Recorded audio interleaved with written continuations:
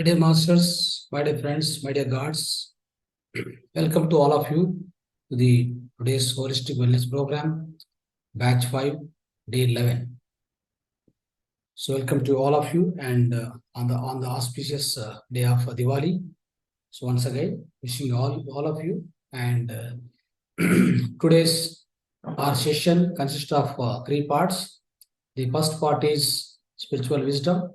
Then of course, we do meditation, the deep meditation today, on the holistic and the auspicious day of Diwali, tomorrow and day after. And after that, we'll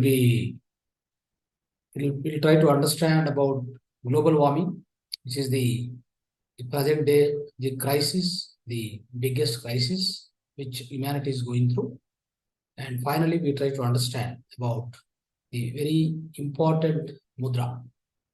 So very, very essential, the most crucial mudra for our life, for everybody, friends.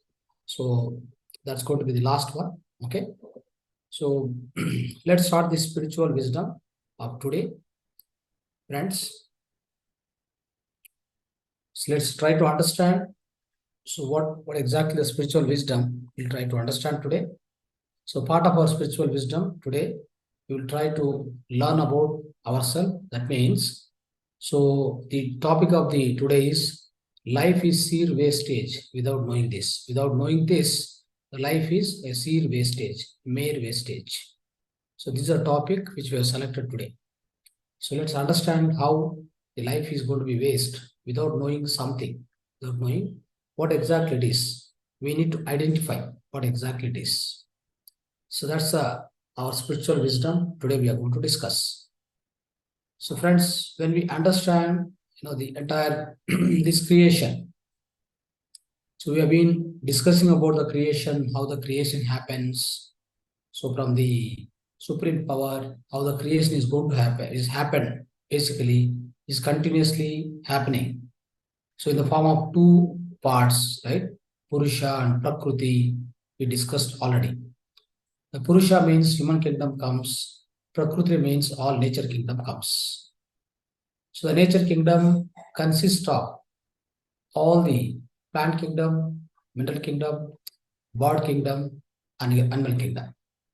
So when it comes all four of them, so grouping under, it's called Prakriti.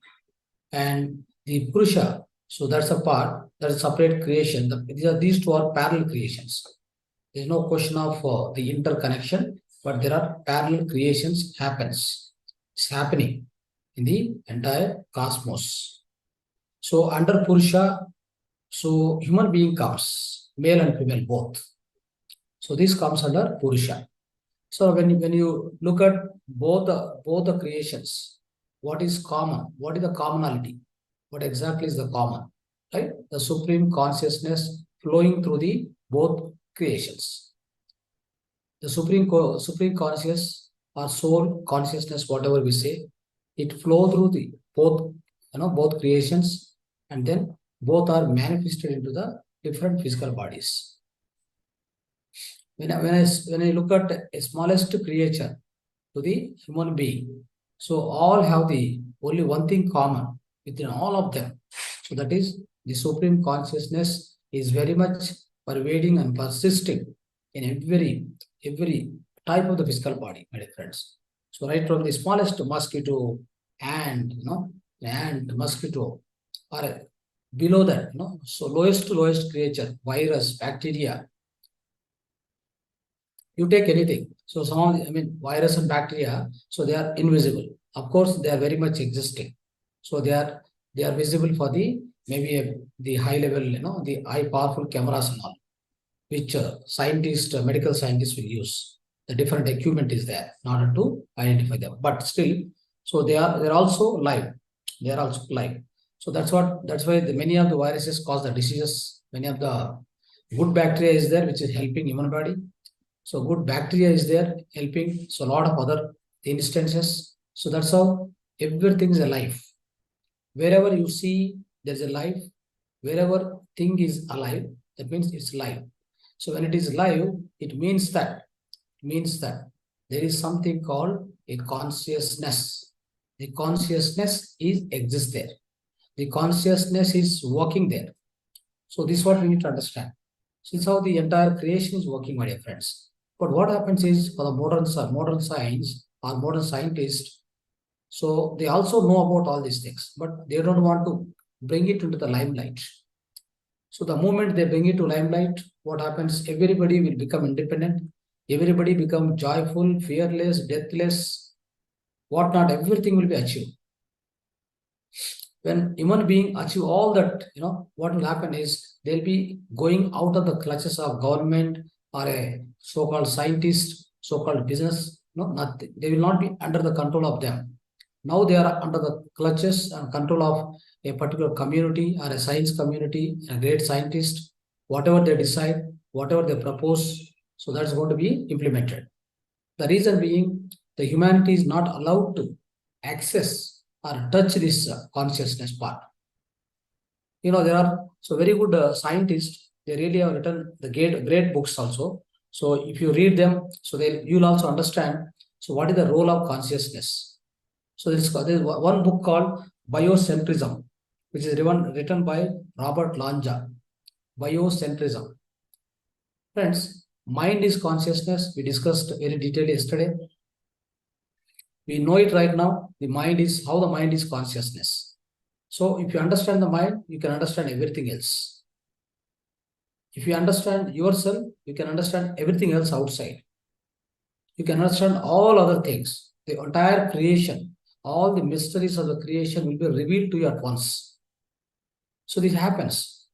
The moment you come to know the consciousness, you come in contact with the consciousness, the immediate thing is you are revealed with all the mysteries, all the amazing things about the universe, amazing things about the cosmic governance itself, the entire cosmos, my dear friends. So this is what is going to happen. When you get that, when you attain that, you will be fearful, you will be joyful, you are deathless, you are sickness free, right? You are powerful. You are you are going to be the wonderful life. You are going to lead wonderful life on the earth planet. All this will happen. So that is why what happens is the modern science will never try to make the people to touch upon that. Right? So read this book, Biocentrism, written by Robert Lanja. You will understand what is the biocentrism. So our mind and consciousness, whatever we say, that itself is a biocentrism. And also there is one more book which is written by the David Weber. So that is Theory of Relativity, Theory of Reality. It's not Theory of Relativity, written by Albert Einstein. That's a pure materialistic science. I'm talking about spiritual science. There's a very wonderful book, Theory of Reality, which is written by the David Weber. David Weber. So he's a great spiritual physical scientist, of course, but he's a neurologist also. He did a wonderful book. So please read that. So you'll understand what is the reality. What is the new reality, my dear friends? Which is the new reality? Consciousness is the new reality. Which is the new science going to come up? Consciousness, science of consciousness is going to be emerging as a great science in the future, in the very near future, maybe 5 years, 10 years down the line. All of us like this, we're all, pursuing this spiritual science. We're all day in, day out. They do meditation. They try to understand the spiritual wisdom. They study about the spirit. They study of the soul. They study about the inner. So we're all doing this. They all become the great scientists. They're all going to become the scientists of consciousness. That is going to the future. Nothing else. Everything will go out. Everything will go back. The reason being, so all this whatever the so-called these materialistic sciences are really not helping the human being in order to grow the human being, in order to evolve the human being.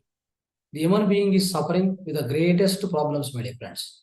The materialistic science, which is trying its best, but without introducing this consciousness as a part of that, as a part of the physical sciences, the materialistic sciences is not going to achieve anything at all.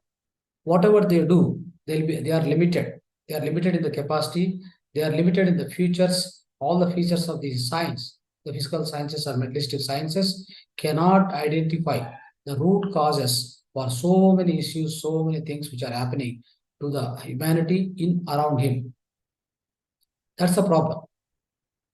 So that's why the physical sciences cannot really help the humanity in order to grow from inside to outside.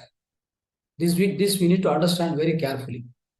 So that is why every one of us, without you understand the one thing called consciousness, if you don't understand the consciousness, what will happen is your life is going to be a complete wastage. There's no further future. So it's like if you don't know this, you are as good as you're a dead person. You are a dead person, you have a dead life. You are not the active life, my dear friends. You are a dead person, because without knowing this so-called consciousness, whatever we do, which is going to be incomplete, which is not going to give you any kind of evolution for your soul. And also it's going to harm many of the people. You can observe the society, what is going on in the society. So many of the people, even they are in the very top positions and all these things, they can do much. They can do much to the humanity. They can do much to the environment. They can do so much, in all the kind. They can do the greater service, the greater help to the planet Earth as well, a lot of other beings. But they are unable to do that, since they are not identified, or they are not able to identify what exactly the consciousness. They never tasted it. The moment you tasted the consciousness, your perception about the all surroundings will dramatically change. It's not going to be the same as before. As you were living a materialistic life, when you came into the contact of the consciousness, your life is going to be amazing and wonderful. And you are going to become a specific person. That means you are going to become a special person. Special in the sense, special in understanding, not special in the outer world. There is no speciality for a consciousness person. As I told yesterday, we are an ordinary person. We are not going to be extraordinary in any case. Knowing consciousness, you can't become a special person, like a materialistically a special person. No need to become like that. So, unless otherwise this consciousness is revealed to you, you are going to waste your life completely, my dear friends. Whatever you are, you may be a poet, you may be a writer, you may be a singer, you may be a dancer, you may be a engineer or doctor, whatnot, whatever it may be. You're just wasting your life. All through your life, what exactly we'll be trying to do is, you may look for material gains, here and there. You want to make more properties, you want to make more the kind of a name, fame, power. You'll be just searching for this, but which are going to be not everlasting, which doesn't have the permanence. No way it is going to help you and the other humanity, you and the other, the whole life, the whole life beings, my dear friends. So that is why these are the great occasion. This is a great opportunity for every one of us. We need to get in contact with the consciousness. Where exactly it is? Where exactly it is found? The consciousness, so-called consciousness. The consciousness found in yourself, found in every life being, found in around you. You are already submerged into the consciousness. You are nothing but a consciousness.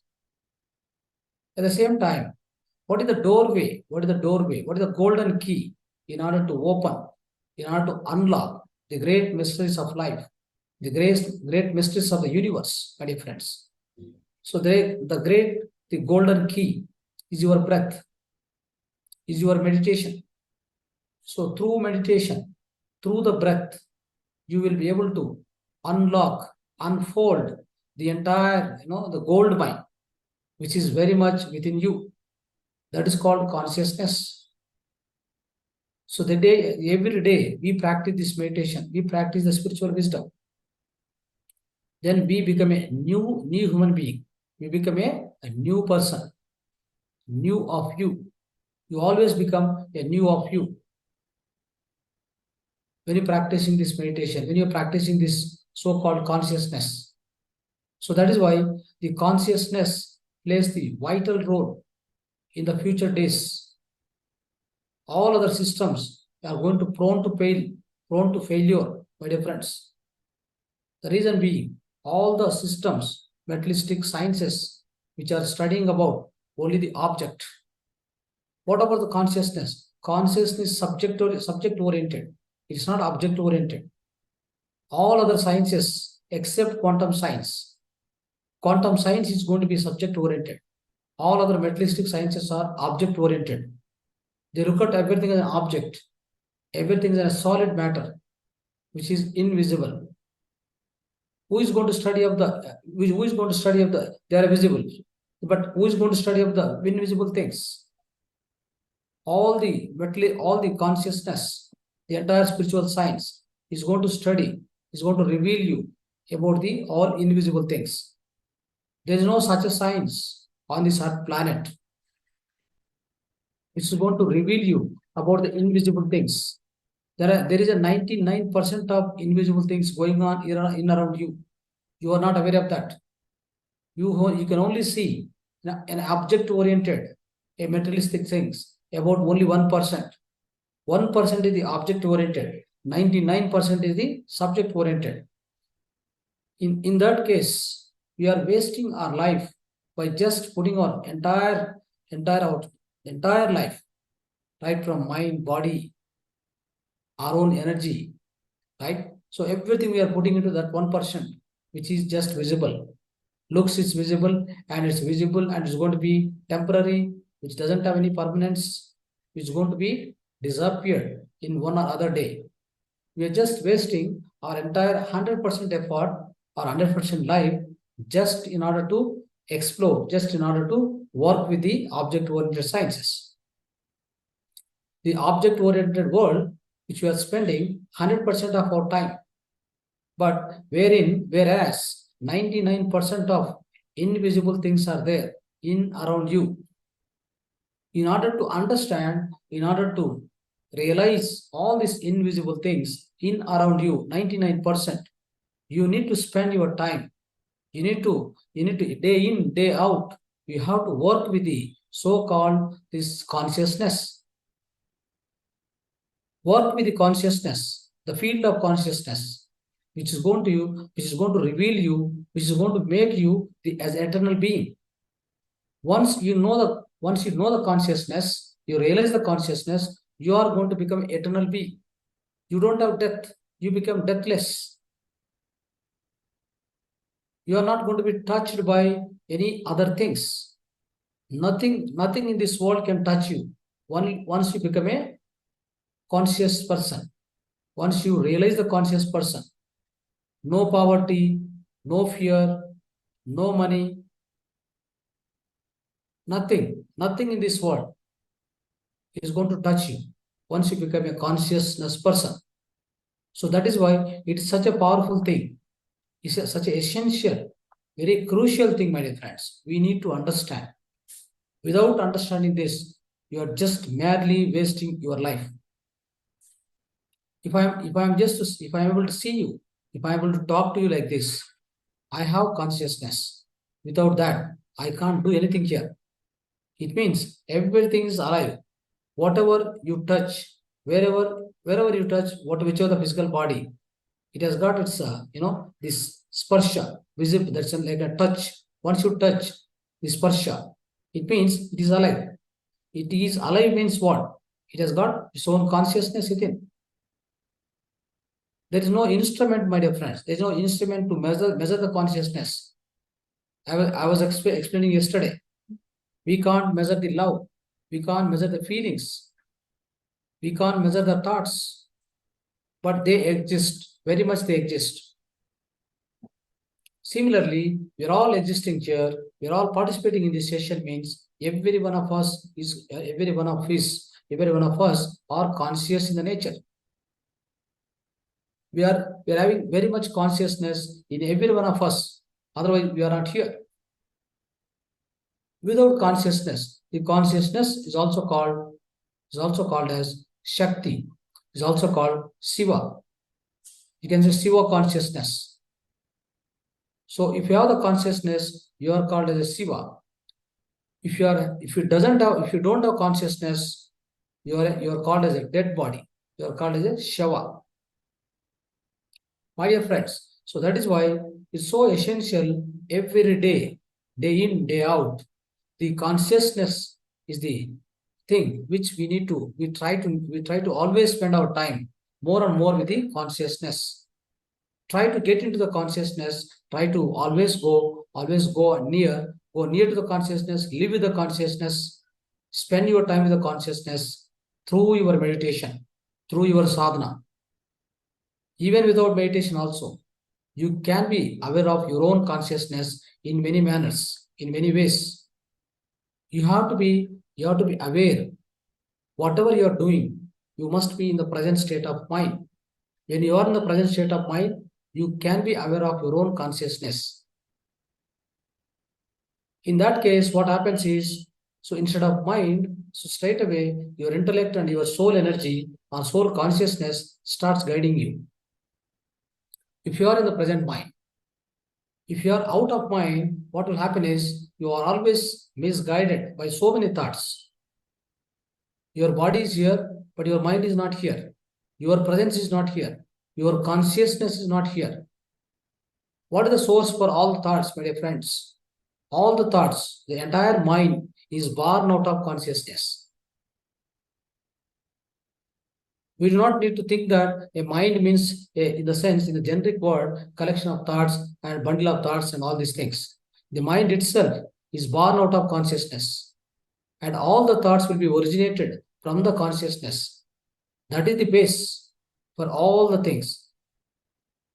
Of course, your mind is also so essential. It's a thinking mind. It is essential. So, like this, my dear friends. So, once the consciousness enters into our physical body, we became a live human being. Otherwise, we have no life.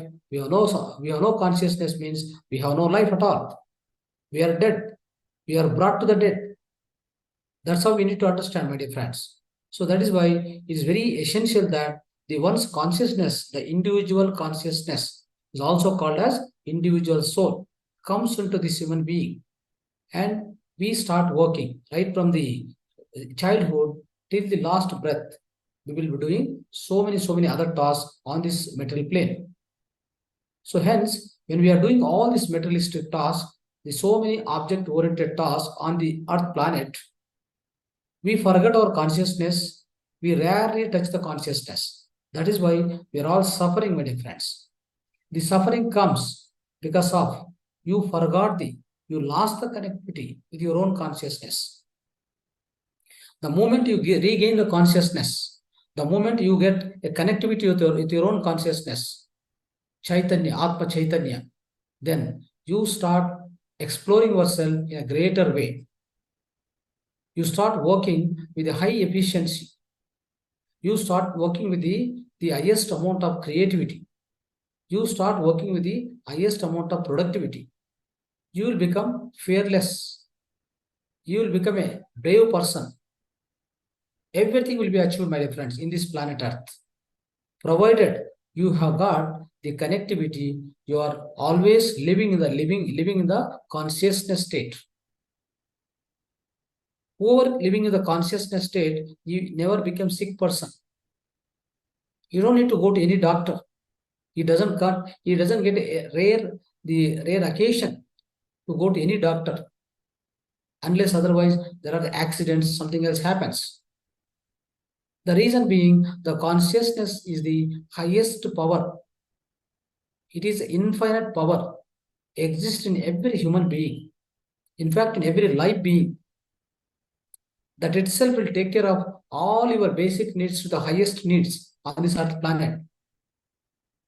That's what I said. It's a golden key to unfold, to unlock the entire mysteries of the great life, the mysteries of the great universe, my dear friends. Hence, you don't need to depend on any other things. You become a self-dependent person if you are in touch with the consciousness. If you are out of the consciousness, of course, you get everything, whatever you have, all the abilities, everything will be degraded. That means it's downgraded, my dear friends. So hence, what happens is, once you are conscious, once you have this consciousness with you, it means in Bhagavad Gita, what Lord Sri Krishna says, Yogi Bhava Arjuna. What is the meaning of Yogi Bhava Arjuna? It means you become aware of your consciousness. You become one with your breath, one with your yourself. That's what yoga. What is yoga meaning? The union of your breath with your mind with yourself. Once the union happens between the breath and your mind, then the same way the union of this mind with yourself, with your consciousness, it happens. So that is called the perfect union. That is called the sacred union. So this is called yoga. Yoga means it's not yogasanas, my dear friends. Do not confuse the word yoga, yogasanas. Both are different. So when you understand this, what happens is, once you understand the consciousness, once you are in the union of with your own self, this is called yoga, yogi bhava Arjuna. Once you become a yogi, then you can do everything else. Yogaha karmasu kaushalyam. Yogaha karmasu kaushalyam. The same thing will be achieved. By everybody, we can achieve this, my dear friends. So this is the excellence at work. That means yoga will provide you the excellence at work at every place. That's called yogaha karmasu kausalyam. Every karma, whatever you do, it becomes an excellence. So likewise, friends, so that is why yoga is essential every time, everywhere with us.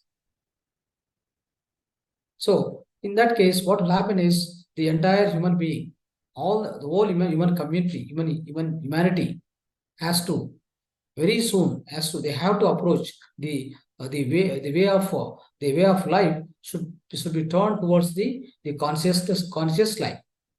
And also the science has to become a science of consciousness. And we are very fortunate that the quantum science is exploring now.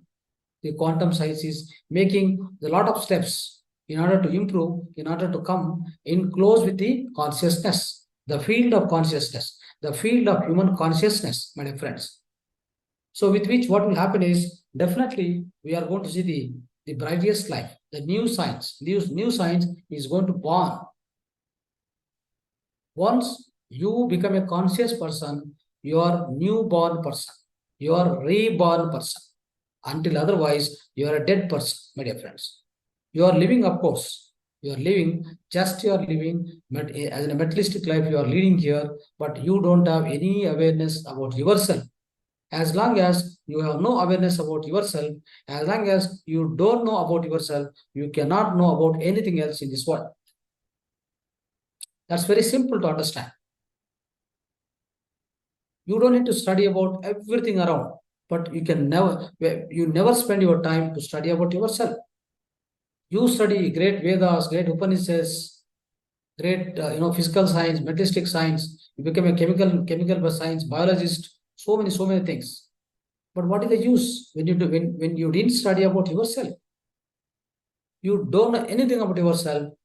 What exactly you are? Who are you? Who am I?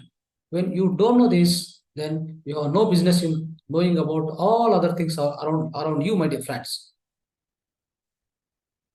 When you know about yourself, then you start doing everything on this world. It's going to be an amazing thing on this earth planet, my dear friends.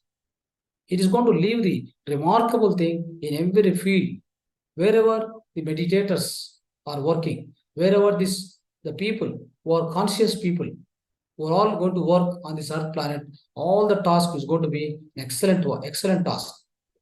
They are going to be useful for the welfare of the human being, my dear friends.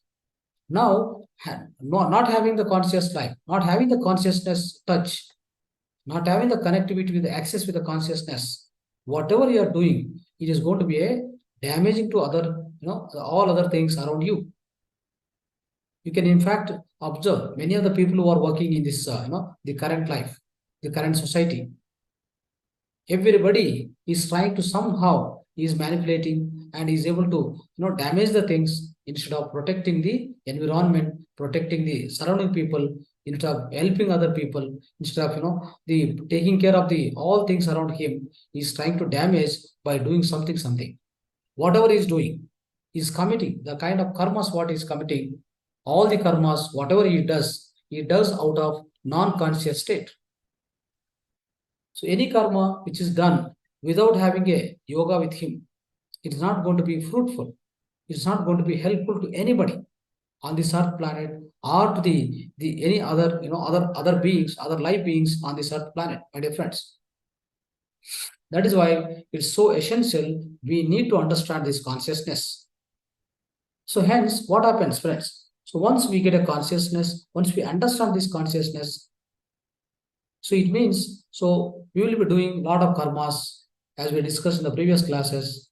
So you born as any kind of a soul. It may be infant soul, child soul, or a young soul, whatever it may be. Right? You'll be doing many karmas. But unless you come to the stage of, unless you cross the stage of young soul, it means you cross the stage of Manipuraka chakra. The state of your mind, it must cross your Manipuraka chakra. Until then, you'll be doing many karmas. Again and again, many karmas. Because you don't have the access to the consciousness till that stage of soul. Till that stage of soul, you have no business or you have no connection with the consciousness. You live purely bodily oriented consciousness. You never live with Atmic consciousness. As you are living with a bodily consciousness, you only work in the priority of your own body and your surrounding people and all your object oriented, whatever the objects which you are interested, you'll be spending your time, all your lives, so many lives, my dear friends, maybe 150, 200 lives, you will be spending in this manner. So when you are spending so many lives, so even then what will be happening is you'll be doing a lot of karmas, of course, positive, negative, all the karmas. Then the repercussion of those karmas will be experienced in the future lives. So that's what is going to happen till the young soul. The moment your soul evolution grown from the Manipuraka chakra to the Anahata chakra, that is where the greatest transformation starts within you. You enter into the something called silent state. That means Mauna Sthiti. And you always want to try to understand yourself. You want to spend the time with yourself, my dear friends. Unless you become a conscious person, you never have time to spend with yourself. You always spend the entire time of your life, you'll be spending for your family, for your business, for your profession, for achieving the material gains, for achieving the material successes. This is how you are doing continuously in so many lives, my dear friends.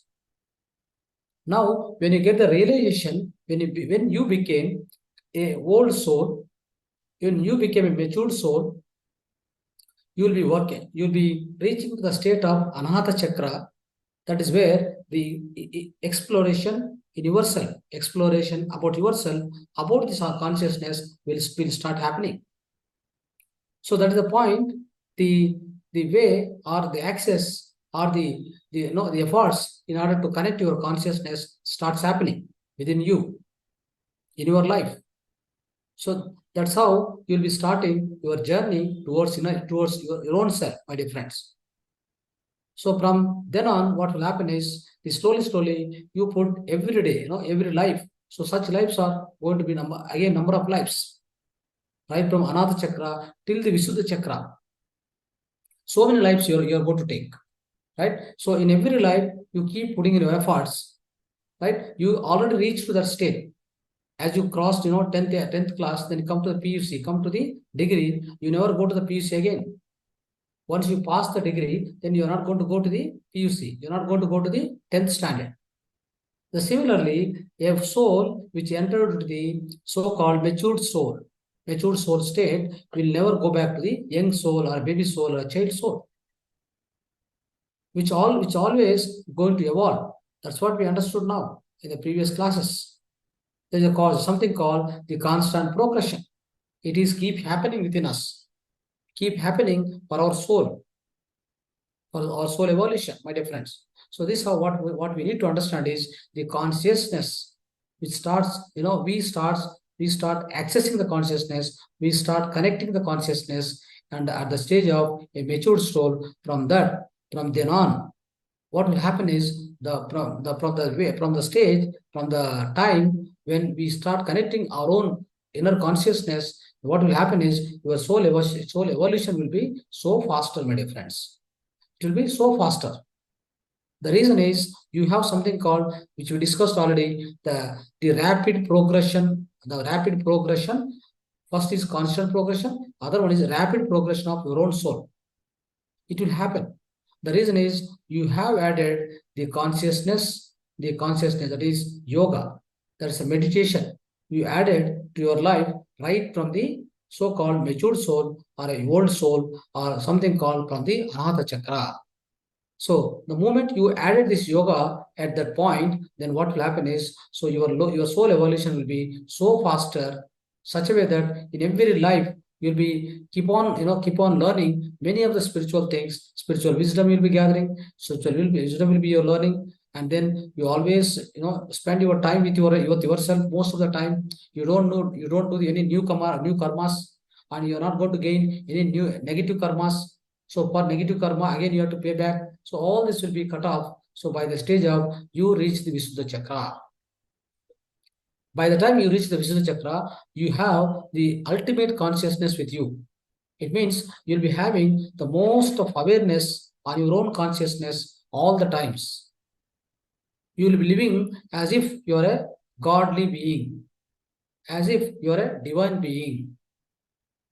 You never try to go back or downgrade yourself to the lower side, or the so-called lower evolution or the low state of mind.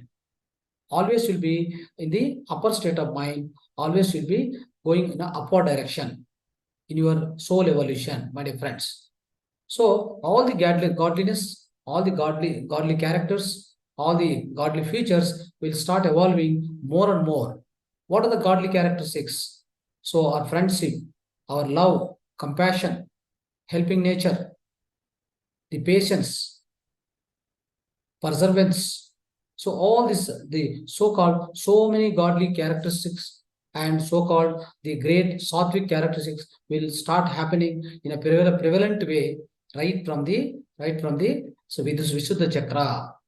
By the time it reaches this Agna Chakra, it became completely, it is going to be completely fruitful, my dear friends. It became a complete fruit. Now it is completely ripened. So as it is ripened, so then there's not going to be anything to do on the earth planet again.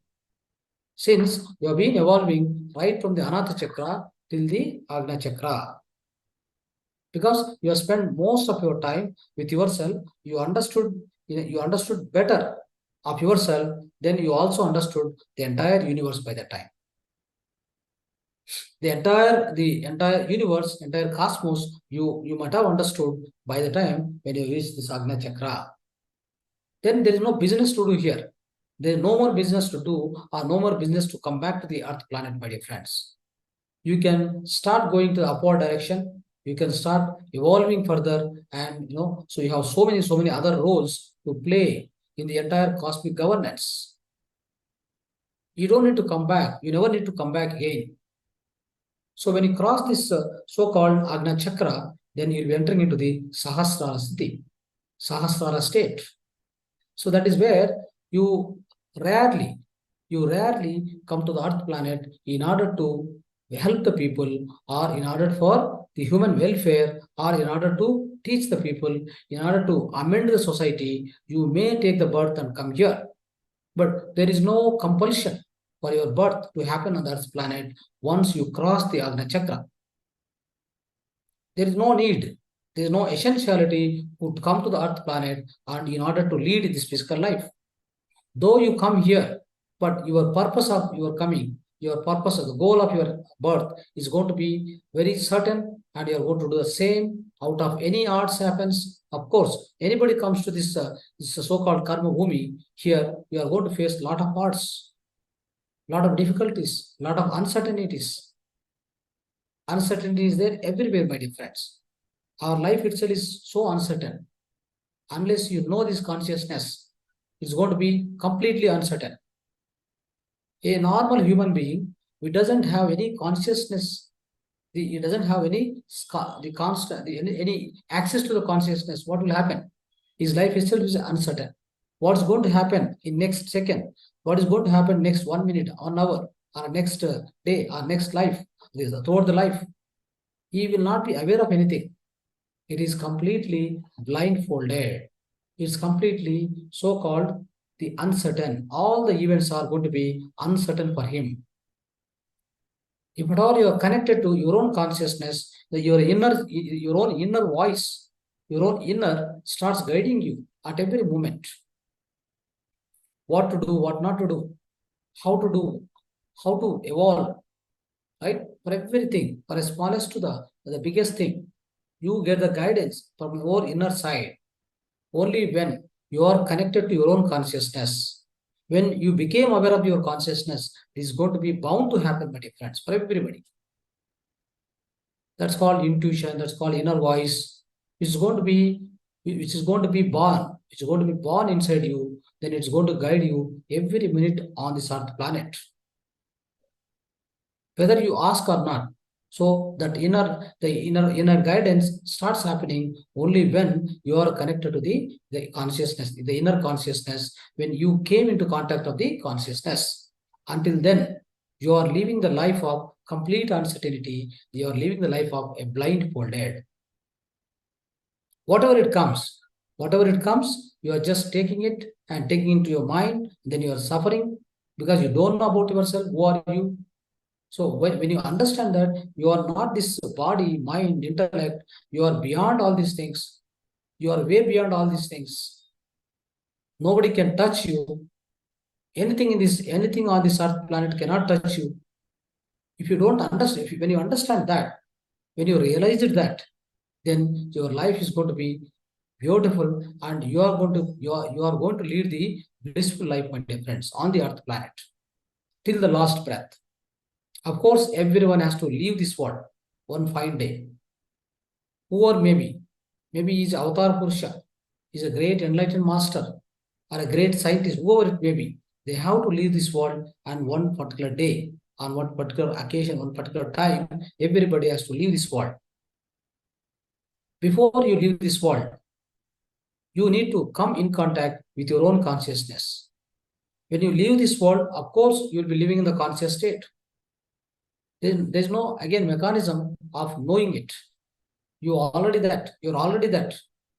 But when you are in the physical body, in this the mortal body, when you are living here, what will happen is you lost that the touch with the consciousness. You are occupied with a lot of illusions, the lot of maya, the lot of the all other the physical parameters, wherein you forgot the consciousness. Now you are searching, you are searching everything outside, my dear friends. Except inside, you are searching everything outside. The reason is you don't get anything outside. You don't get any answers to your questions. You don't get any kind of solutions to your own problems. Maybe a health problem, maybe financial problems, maybe relationship issues, whatever it may be. You never get anything outside. Anybody is going to guide you, anybody is going to mentor you for anything outside, it is not going to be 100% true. It is true in its own sense, but it is not true in your life. For your life, it is not going to be true. So how do you get a truthful guidance? A truthful guidance you can achieve only the way when you access your inner side, when you go inside, when you have the real connectivity of your inner core. Then that is the most wonderful guidance. That is the real guidance. That is the truthful guidance, my dear friends, for any problem on this earth planet. for anything, whatever you are facing, or whatever you wanted to know, whatever you have queries, any kind of queries. Queries can be related to physical, mental, spiritual, whatever it may be, put together. Everything you get the truth guide, the truthful guidance from your inner side. It is nowhere outside available. Do not waste your time in searching outside. You can ask other people. You may take the temporary guidance, the temporary help for that instant, on that particular occasion, but you can't depend on them. You can't going to be depend on them on a permanent basis. You have to, you have got to depend on your own self. That's why we call it as we create our own reality, my dear friends. We have a wonderful mechanism. So our inner itself is it's like a so the is a vast platform it is, on which you can do many things, my dear friends, with your own thought power. You can do many things. You can achieve whatever you wanted in this world. You want to achieve financial gain, or you want to achieve the best relationships, or you want to achieve the materialistic, whatever it may be. And at the same time, you have to come to the something called compassion always. Whatever you do, the compassion is a thing which always you must have it. The compassion will come only when you have consciousness. The consciousness and compassion, they go together. They are not against each other, but there is an object and there is subject. The object oriented is always is not along with the consciousness or along with the compassion. The object oriented is always against to these two things. That is why in this world we don't find many of the people like with the consciousness, with the compassion. But we find the so many 95% of the people are in the object oriented things. They are in the materialistic things, my dear friends. The entire materialistic science itself is teaching you only object-oriented sciences. It is teaching only object-oriented things. It is never talking about a subject-oriented things. Your consciousness is the subject. It's not going to be object at all. It is invisible. It's not going to be visible to the naked eyes. So whichever is visible to the naked eyes, we feel that is the truth. But that is illusion. That is not the real truth. The real truth is invisible, and which is very much present, very much existing everywhere. Only it comes to in contact with you when you take the help of your own breath and go inside, make inner journey.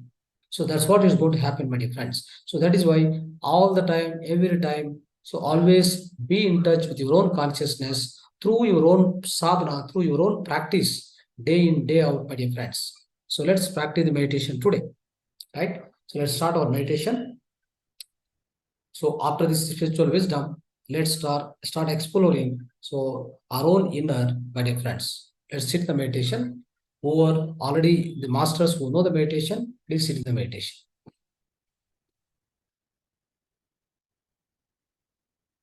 So we'll be doing the wonderful meditation, my dear friends. From now, another half an hour, minimum half an hour, we are going to do the wonderful meditation.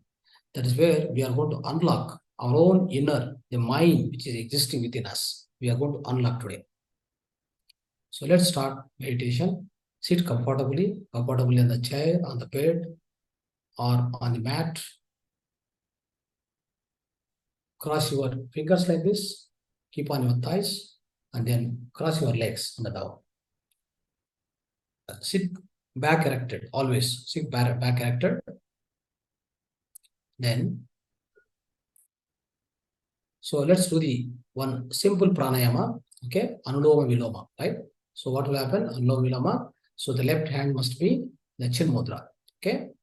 The right hand must be the Vishnu Mudra, okay? Like this.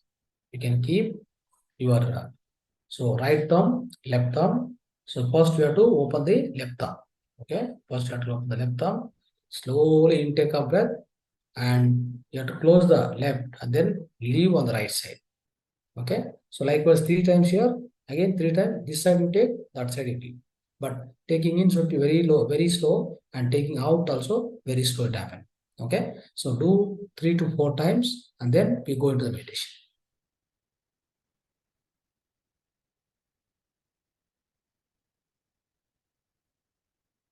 Your belly must be bulging, your belly must be going up. So that's the amount of breath you take in. Your belly will be bulging always. Okay.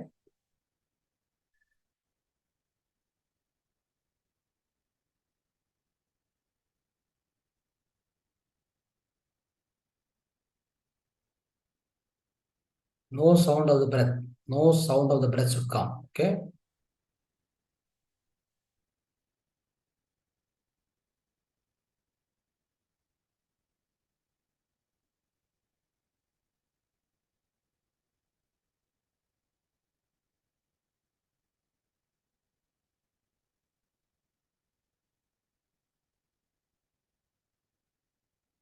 After 3 times on the left side, now start taking from right side also. Another 3 times. Okay.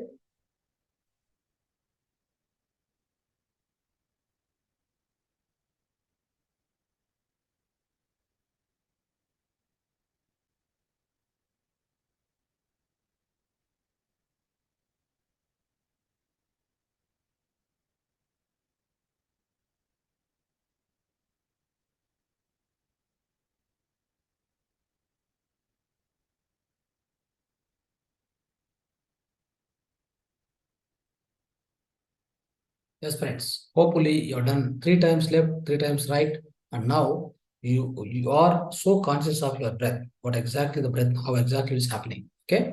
With this, so cross your legs, cross your fingers, sit straight, remove your spectacles, make around you darker, as much as dark possible. Take 1 glass of water, drink now, and then sit in the meditation. Let's go into the deep meditation today.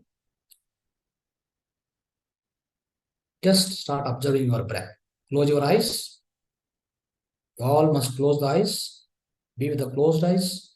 Start observing your natural, simple, tender, generic, tranquil breath.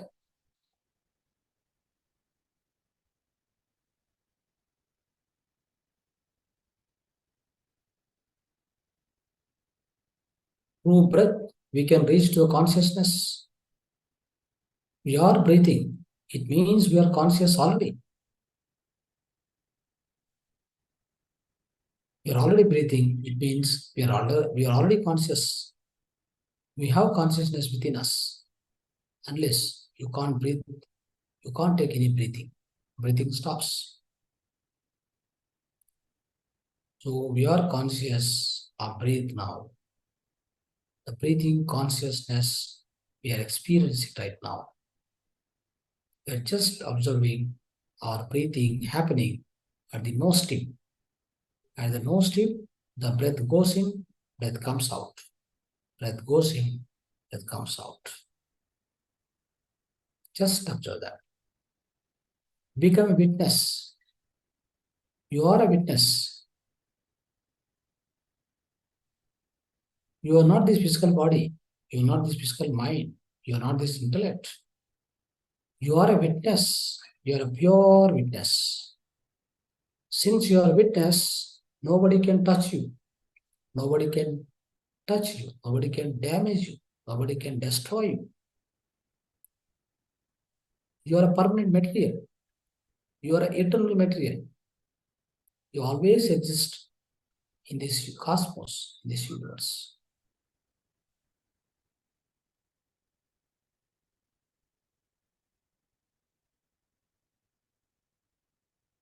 Your manifestation, you are a witness. Your manifestation is this physical body. Your own transformation is this physical body. Without you, this physical body doesn't exist here. Without you, the physical body cannot survive, not even 1 second on this earth planet. You are that. You are that consciousness. You are already that. You don't need to become. You never need to become. You are already that.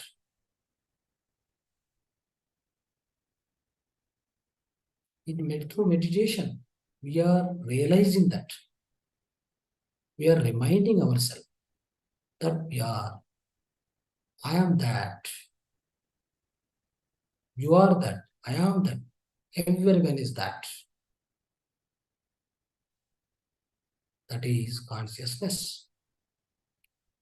Be with your breath, my dear friends. Be with your natural, simple, tranquil breath.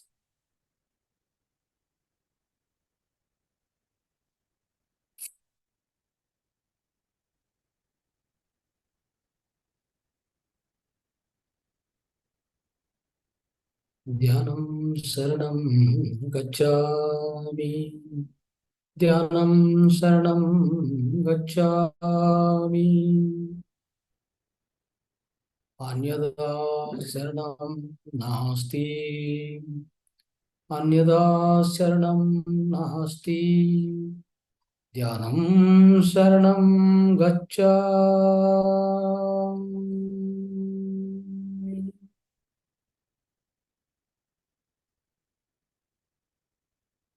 Aham brahmasmi.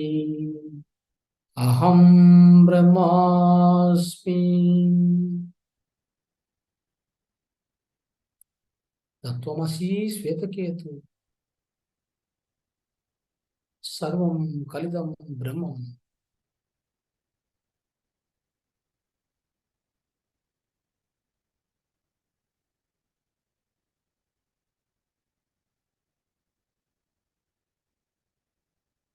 I am that Brahman. I am Brahman. Everything is Brahman around us.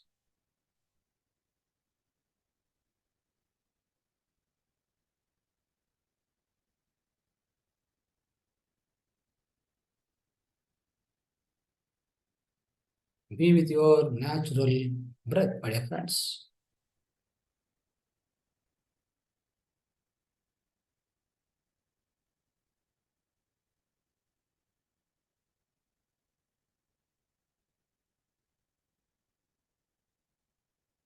श्वास अनुसंधान. ध्यान में श्वास अनुसंधान होता है.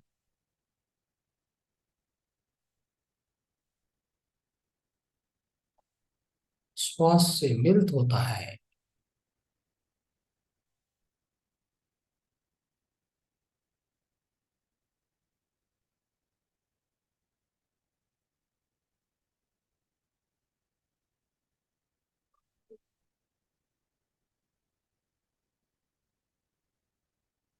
Be with your natural breath, my dear friends. If you get any thoughts, do not travel with any thought. Come back to your breath again and be with your own breath. No thoughts are important now.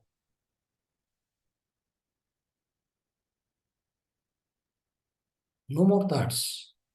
No family, no business, no friends, no wife, husband, no children, nothing. You are spending your time with yourself now. It's so precious in your life. So highly precious in your life. The time is highly precious in your life. That's meditation. Be with your breath. Be with yourself.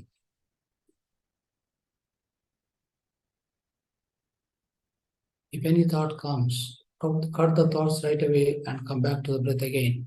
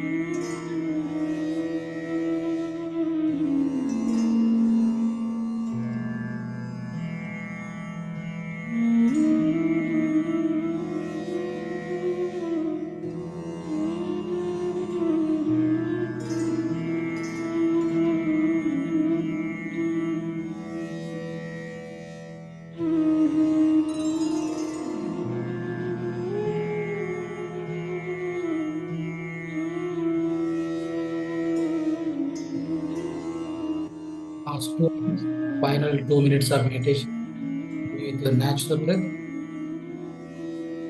Do not open the eyes.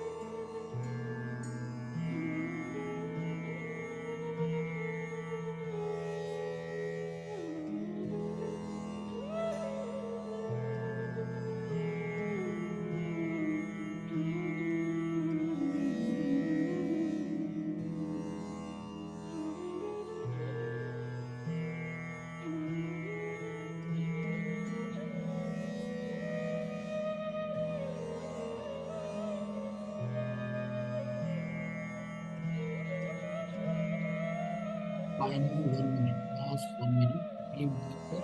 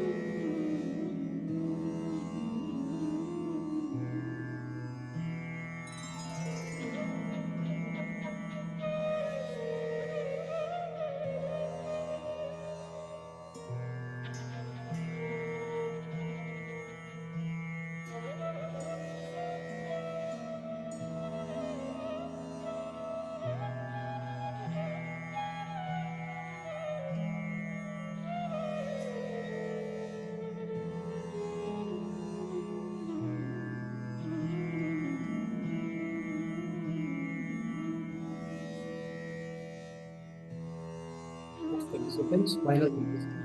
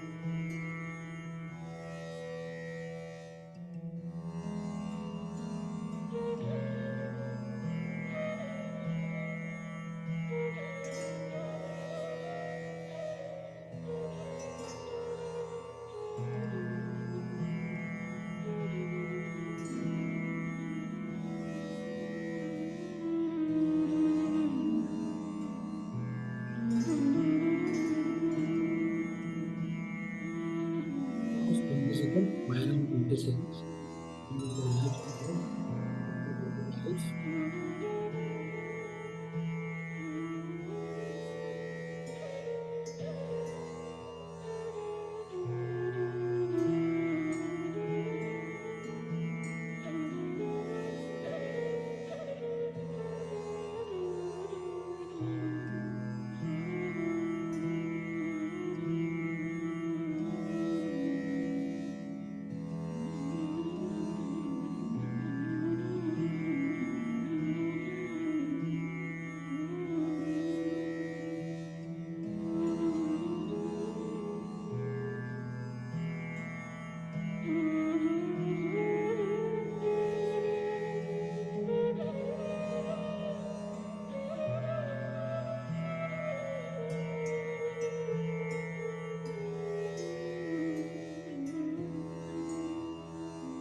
All 10 seconds.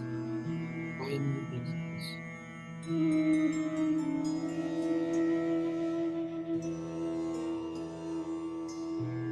10, 9, 8, 7, 6, 5, 4, 3, 2, 1, 0. Place both your palms on your eyes for 5 more seconds. Touching your eyes gently and 5 seconds. 5, 4, 3, 1. Slowly take your hands, slowly open your eyes. Do not take the hands suddenly, do not open the eyes suddenly. Slowly you have to take away.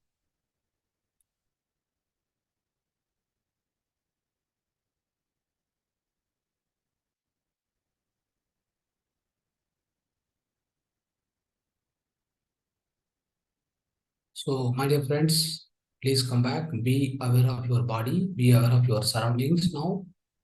Come back. Right.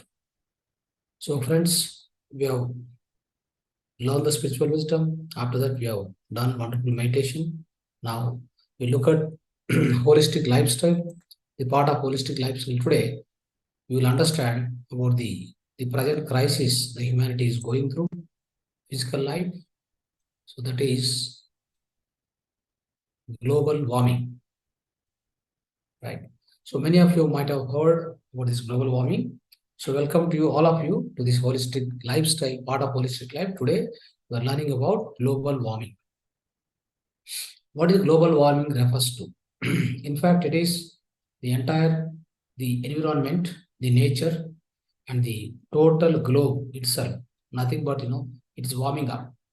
It's warming up, its temperatures are rising.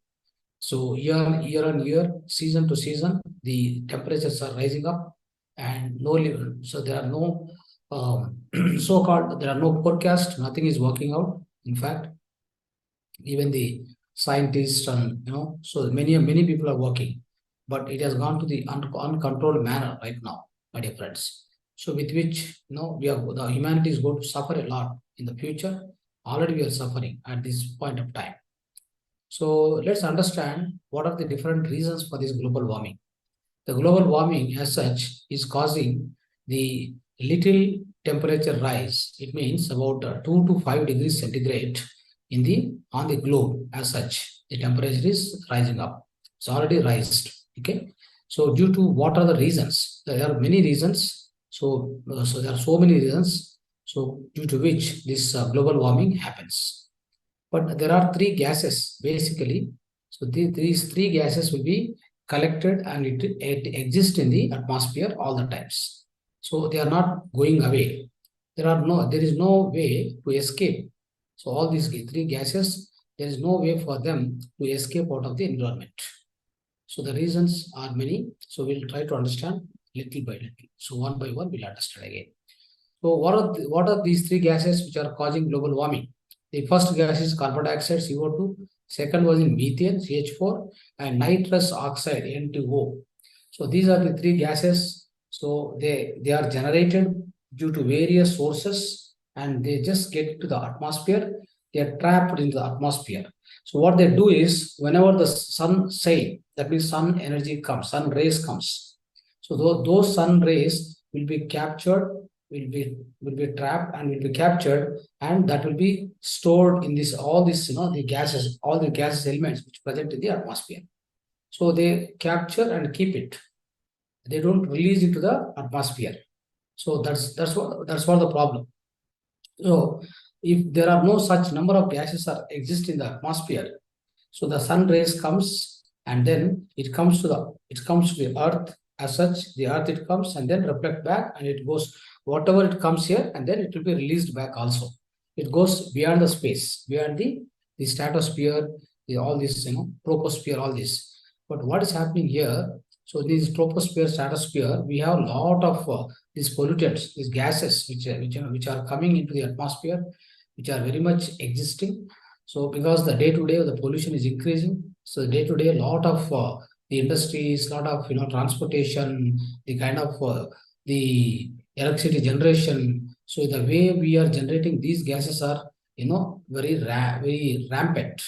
It's going on increasing the year on year, and so friends. So due to this, what happened? So these gases are existing in the atmosphere. They trap the atmosphere. They trap the sunlight.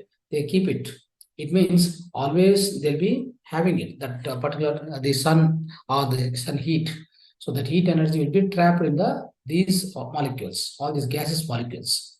So when it is trapped, it is inside the atmosphere, then your earth will be always heated up. The earth atmosphere, it is there in the atmosphere of the earth. So obviously the temperature what we feel on the earth planet is always higher and higher. You observe the winter, rain, and even the summer, all the times, all the seasons, this particular temperature is always high. Even Bangalore, so before 20 years back, it was so much raining here. It was raining all the seasons, in fact. So now what happened? So due to the global warming effect, so and also the lot of green cover is removed. So due to the urbanization, so with all these things, what's happening is the amount of rains have come down heavily, and at the same time, even the winter, the rainy season, and the summer, all the times heat is very high. So in fact, we were not having much of use of air conditioning in Bangalore. Now, so it has turned into the situation that every time, all the time throughout the year, you must have the air conditioning if you are traveling in the car or anything outside. So without having air conditioning in the outside when you are traveling, you won't be able to feel comfortable. Such is the highest temperature is become, my dear friends. So the same case, the globe, throughout all the cities, so the major cities, cosmopolitan cities across the globe, so they are feeling the same. Everywhere the temperature rise. So what are the reasons? What are the consequences? And then what are the kind of a so-called the precautions? How we are going to control. So these things step by step we will try to understand about the global warming. So without we control this, there are so many bad consequences which are going to happen, and especially the kind of earth this as such. So we have to save the soil, then it will save us. Save the planet Earth, then it will save us, isn't it? So similarly, whatever we hand over to the next generation, it must be at least the fruitful.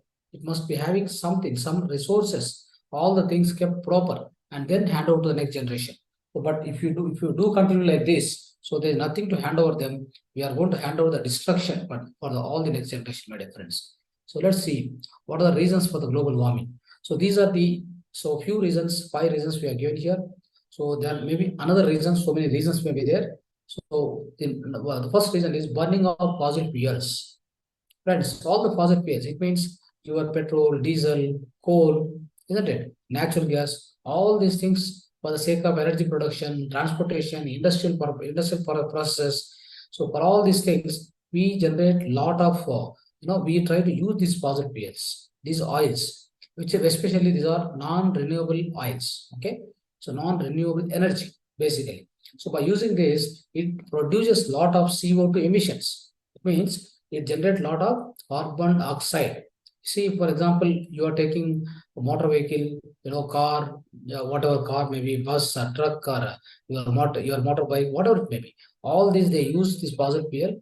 either petrol or diesel, then it generates CO2. All the CO2 particles will go into it will be released into the atmosphere. They very much exist in the environment. So it continues so. So that's what happens. These CO2 particles, they trap the heat and they keep it. They won't release into the atmosphere because the density of these particles is so huge right now. The same way, there's a ozone layer. Ozone layer, you might have heard O3. So it's O2 is oxygen, O3 is ozone layer. So the ozone layer is also getting punctured. Friends. So it is getting punctured already. So in the atmosphere, what's happening is because of this, all this, the so-called, the so many gases, the CH4, CO2, and N2O. So what's happening is these are causing so harm that this, especially ozone layer. Ozone layer is the actually a protective layer for the entire Earth, my dear friends. Without ozone layer presence, all the ultraviolet rays, which are the harmful rays, which comes and hit the earth, the moment they hit the earth, so they hit the human being also, then we may get lot of cancers, the skin cancer, so many things happens. But in order to protect us from this ultraviolet rays, the dreadful rays from the sun energy, from the sun, what it comes, the ozone layer is the only the protective layer for the entire earth, which is provided by the God, which is provided by the our existence, friends. So this is also getting disturbed now. That's also getting punctured because of the heavy amount of all these dreadful gases which is released into the atmosphere. So now let's see what is the other reason: deforestation. Friends, cutting down the all these forests, on the planet Earth, what we are doing. So we are doing a deforestation for so many reasons, out of urbanization, and also I can tell you. So there is another reason that the deforestation is going heavily. Let's say Amazon forest. So if you take an Amazon forest, almost, so they are doing a lot of the deforestation is doing there. The Amazon forest is, as such, is a heart, or you can say it's a lung for the entire earth, my dear friends. Most of our oxygen comes from the Amazon forest. So you think that Amazon, whatever the oxygen you are breathing, what you are breathing right now, the oxygen, you may be thinking that you are getting it just from your surroundings. So from your surroundings, maybe in your surrounding, there may be trees, there may not be trees, right, who produce the oxygen all the time. So you see, if you go to the urban cities, so where are the trees? The trees are no more existing. All the streets are filled with the concrete jungle. It became a concrete jungle. Everywhere concrete buildings. Even the people who are building newly constructing the buildings also, they never think about planting any trees. So they are not at all worried. So they don't find important trees. Okay. But in fact, one tree can supply the oxygen equal to the number of poor number of people. For the entire one family, the one tree is there, it will produce a sufficient amount of oxygen. That we need to understand. This is a science. Okay. What science has observed it, they told us. So, but one thing you need to remember. So this effort is not at all going on, and nobody is bothered, friends. Even the government is not bothered, individuals are not bothered. So everybody wanted, in the fast world, they wanted a gain, and the kind of comfortability, and growing, the name, fame, all these things. They're just in the rat race of all these things, but they never worry about the environment, they never worry about their future. So now, so with this, I'm trying to say the Amazon forest itself, they are devastating for the reason for, like, they want to grow the livestock animal food. So that means for the non-vegetarian food, non-vegetarian companies, they are growing huge amount of the soya beans and all these things by cutting up the forest of Amazon. So with which, what happens? Our whatever the oxygen we are taking today, so in future we may need to purchase the oxygen also, my dear friends. We come to that position. The reason is we don't plant any trees. As such, the Amazon forest is the responsible to provide the oxygen for the entire planet Earth itself. Such is the so huge forest it is. So that also we are doing deforestation, which is very, it's a tragic situation, my dear friends. We are going to face the huge crisis we are going to face. So these are the other reason. One reason of deforestation is going to cause the global warming. When the deforestation happens, so what happens? There are no trees who absorb the CO2 from the atmosphere. So when the CO2 is not absorbed by from the atmosphere by any of the things, then deforestation means plants are not there. Plants only can absorb the CO2. So they are also not existing. Then the CO2 doesn't absorb anywhere. It just exists in the atmosphere, which causes the heating in the temperature. Temperature will keep rising in the atmosphere. So now the other thing is agriculture practices. Friends, agriculture practices became such a way that now, for example, you are going, you are growing. The agriculture means you mean to say like normal agriculture. What are the chemical agriculture people are doing? Our farmers are growing, and farmers are growing with the chemicals based on chemical fertilizer, chemical pesticides. So what is happening is there they are also going to produce a lot of gases, okay, harmful gases. That is also one. The other thing is, so these poultry farms, and they are for the non-vegetarian purpose they are doing like this. They also call it as a poultry farming or sheep farming, goat farming. So all this they do. So these animals they produce a lot of their excretia, whatever they do the excretion, right? Excretion is going to produce a lot of methane. Yeah, that is this NH4. So that methane is also going to be the harmful element, my dear friend. The harmful element, this methane is going to be going to the atmosphere heavily because of this agriculture, the bad agriculture practices. So livestock growing, all these things. So we need to be careful. This methane is a very harmful gas, which is also going to go into the atmosphere heavily. So another thing is industrial process. Similar, see the industry is kind of a one example I'm telling, cement industry. It consumes a lot of a heavy amount of the energy it will be consuming, and then it also try to absorb, or it tries to use a lot of fuels, fossil fuels. It may be using this kind of a diesel or whatever the your coal or whatever it uses, then it produces a lot of CO2 into the atmosphere. Cement industry. So that kind of many other the large scale industries may be there. They all will be producing this kind of a CO2 into the atmosphere by burning the fossil fuels. Now, friends, other thing is land use changes. That means in urbanization, because so out of the urbanization, what is rapidly growing, all the from all the villages, they are all farmers are feeling that agriculture is no more useful, so they are leaving the agriculture, and most of the laborers are practicing their agriculture, and the all owners of the farming, so they are just leaving the agriculture practices and then coming and settling in the cities along with their children. The reason is the agriculture is no more a profitable thing. So it has become like that because of the chemical farming, which we will discuss in the future. In the next future classes, we'll be discussing about spiritual farming, my dear friends. So land use, urbanization, and all these kind of things, which is driving towards the population increase, and then cutting of the entire, whatever the trees are existing in the cities and all this thing, which is going to cause the increase in the CO2, right? So that exists in the environment, this causes the temperature rise, that is called global warming. These are the few reasons, my dear friends. So what are the consequences of this global warming? What will happen if the global warming is increasing? So let's see what are the bad consequences which humanity is going to suffer, or the all other species on the Earth planet is going to suffer. So now rising temperature. The average global temperatures are increasing, leading more frequent and severe heat waves. Already this is going on in the different countries, my dear friends. So in the different countries, even in India also, in the hot summer, the heat waves go such a way that in this last year also, the next year will be much more severe.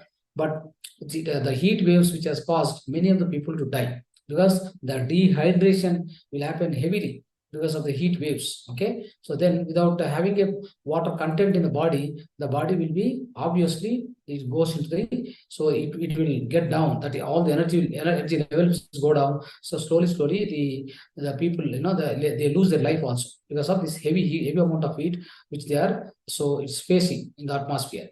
So friends, this is one of the reasons. The melting ice and rising sea levels.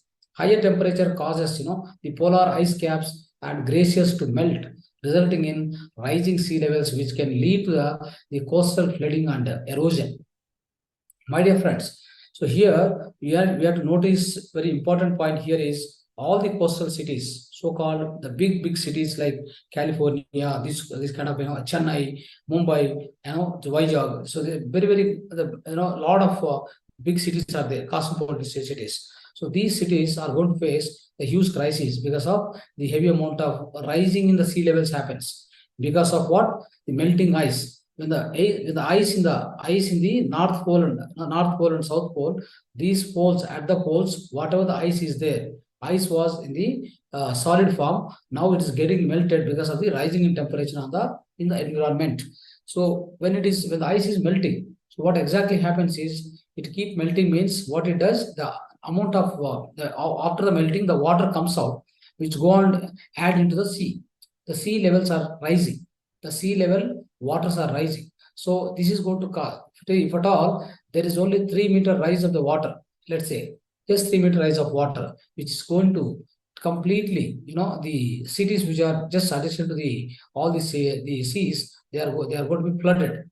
They are going to be submerged under the sea, my dear friends. So such is the danger which is going to be foreseen. So that's why we have to be careful about the global warming.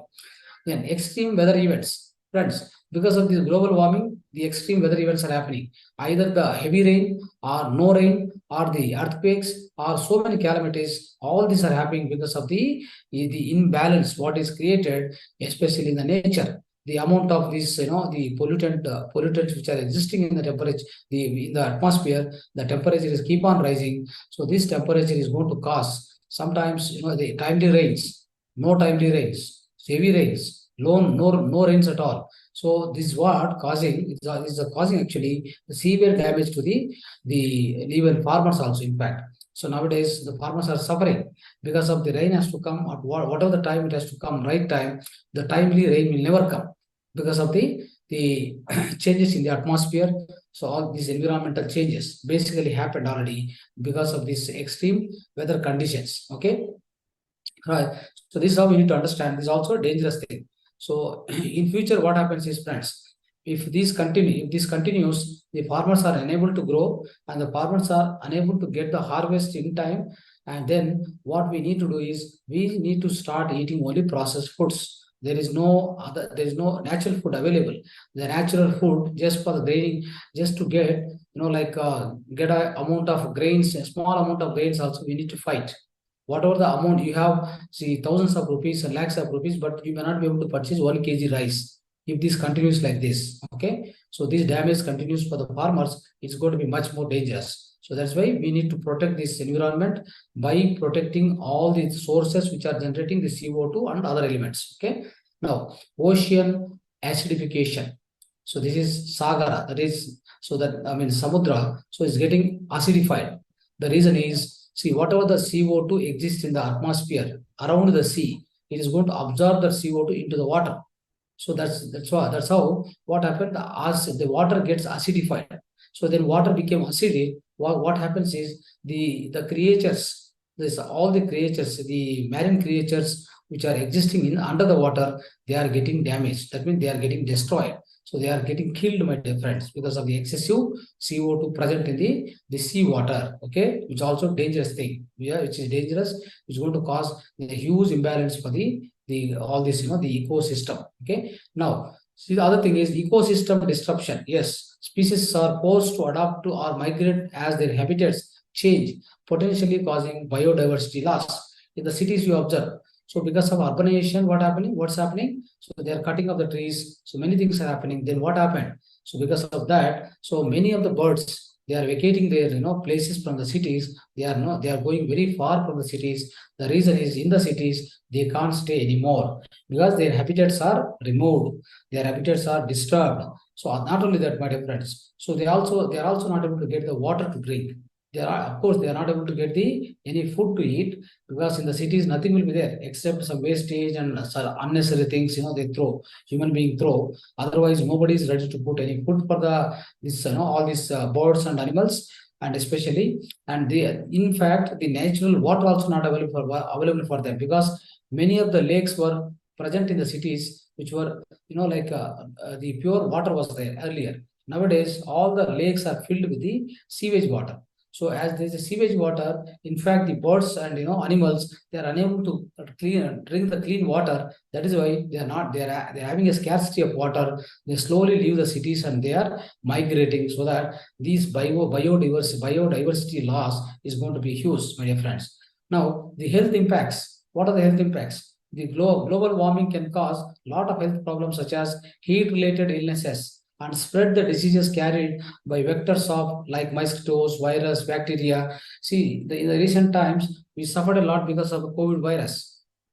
So these viruses will be erupted from the environment only, from the environment only, these kind of viruses will be erupted. So when they are erupted, what will happen is the human being doesn't have the resistance power. So in order to resist any kind of a virus or bacteria, we don't have resistance power sufficiently because of our own food style, lifestyle has damaged the resistance power already. So because of that, the human being has to suffer a lot if we continue to increase these temperatures in the environment. So these are the consequences of global warming, my friends. Now, what are the efforts we have taken in order to combat the global warming? So one simple, the effort which all of us as an individual first we think as an individual, then we think a state as an individual, we think a nation as another entity. So like that, state is one entity, they have to coordinate, and all the states together they have to coordinate with the country, the capital, and with the current, all the country, one country to other country, they have to coordinate. All the work put together, so many 200 plus whatever the countries are there, they all have to coordinate each other. Then ultimately what happened? It is becoming actually a global phenomena. It's a global effort has to play taken place, my dear friends. It doesn't happen, with one state or one city or whatever. One city, one state, or one country, whatever you do, so it's not going to work at all because it's a cumulative effort. See, the globe or environment belongs to all the countries. Okay, so if anybody, one particular country is emanating lot of gases like this, all the poisonous gases into the atmosphere, that is going to impact the other country also, because we all live under the single roof, under the single space, isn't it? So that's why we have to be careful.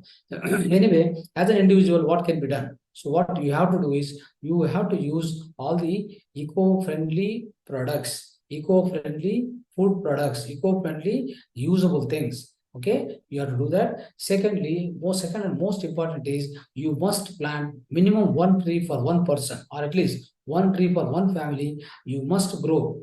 Like, how you grow your children. So you are giving so much importance for your children, isn't it? So you are giving a utmost care for your children. Same care and sharing, and you have to share all the your water, your whatever the thing you have to share with the plant. You have to share that, and at the same time you have to care it. So like that, what you do, you plant one tree and you care it and you grow it like a child. The reason is this particular tree is going to give oxygen equal to the poor people. So when it is giving oxygen to the poor people, you can find, or you can think of, how much importance is there in your life. So without you get, so one thing I already explained the previous times. So without having a food, you can stay up to 10 days. Without having a water, you can stay for 3 days. Without having a proper oxygen into your own body, then you cannot stay not even 1 or 2, 3 minutes. Okay. If at all you are doing a best pranayama, you can stay for 5 minutes. More than 5 minutes, you cannot survive here. Okay. So that is why, friends. So you keep doing again Agnihotra. As an individual, keep doing Agnihotra, so that every Agnihotra Hunda, that particular Agnihotra practice, one time you do in the house, morning or evening, whatever, it is going to generate 1 ton of oxygen, my dear friends. It is going to generate 1 ton of oxygen when you burn the so-called cow dung cakes, desi cow dung cakes, desi cow ghee, and with bija. If you are doing the Agnihotra in a Agnihotra practice every day in your house itself, but you are going to do you are going to do the lot of seva, lot of help to the entire environment, in the way that you are generating 1 ton of oxygen out of this Agnihotra. Not only your house is filled with oxygen, it is also going to generate into the atmosphere. The same oxygen is useful for the all other surrounding houses, surrounding atmosphere, all the human beings. So likewise, so you are doing Agnihotra means you are doing a great service to the humanity or to the nature, my dear friends. You need to understand this carefully. So likewise, the other important thing is, one important thing is, I already told the first thing. So you must not resort to use any non-eco-friendly products, non-eco-friendly foods. Second one is one plant has to be grown like a child in your house, in your surrounding of your house, or near to close to your house, maybe on the road also, but it must be close to your house. Okay, one plant must be watered properly, give what are the food it requires, right? It needs a natural manure, give it to that. Okay, take care of it. It has to grow well along with you, like, along your child how is growing, they were, year on year. So it has to grow like, child, it has to grow continuously. Okay, then it will take care of your health. It will take care of your all the oxygen requirement for your all the 4 members or 5 members in the family. Now, third one is the most important thing is, so along with this plant growing, all these things, you must also be doing Agnihotra practice. Agnihotra practice must be continued. So when you do that, you are going to generate huge amount of oxygen. You are going to do lot of seva to the environment and to yourself. So this is as an individual, you must do these practices, friends. Okay, as in a society, as in a whole. So what are the other things we can practice? Let's observe. Let's learn one by one. So reducing greenhouse gas emissions, implementing policies and practices to decrease emission from energy production, transportation, industry, and land use. So whatever we are all using these fossil fuels, everything, right? So start cutting out, start cutting down. For example, you have metro station, you have metro line. So what you do, you have to leave your bike, or you have to leave your car in your house only. You should take a metro and go to the office and come back. So this is how you can just go on cutting on the carbon footprint. Okay, this carbon footprint of each person must be reduced. So as an individual, how much carbon I'm going to generate on a day basis, right? So that has to come down slowly. You have to cut down many of the requirements of using this fossil fuel. Maybe petrol, maybe diesel. All these things put together, you must keep cutting down in your own life, in your own day-to-day life, my dear friends. So do that. So as much as possible. So a lot of fossil fuels are used, as we already discussed. So in the industries, for the industry point of view, transportation point of view, all these the requirements come down. Requirement must be coming down. Okay, so that's one of the precaution we need to take. And so that the greenhouse gases, especially CO2, NH4, M2O, all these methane gas, everything will be reduced. Okay, now transitioning to the renewable energy. So what we need to do, so instead of the fossil fuels and coal, see, we use till now also many of the places in our country itself, they use coal for generation of the power, electrical energy, which is really bad. Okay, it's going to generate a lot of CO2 into the atmosphere, my dear friends. So instead of that, in the place of that, so try to use hydro power. That is, the power will be generated with the water. Use that.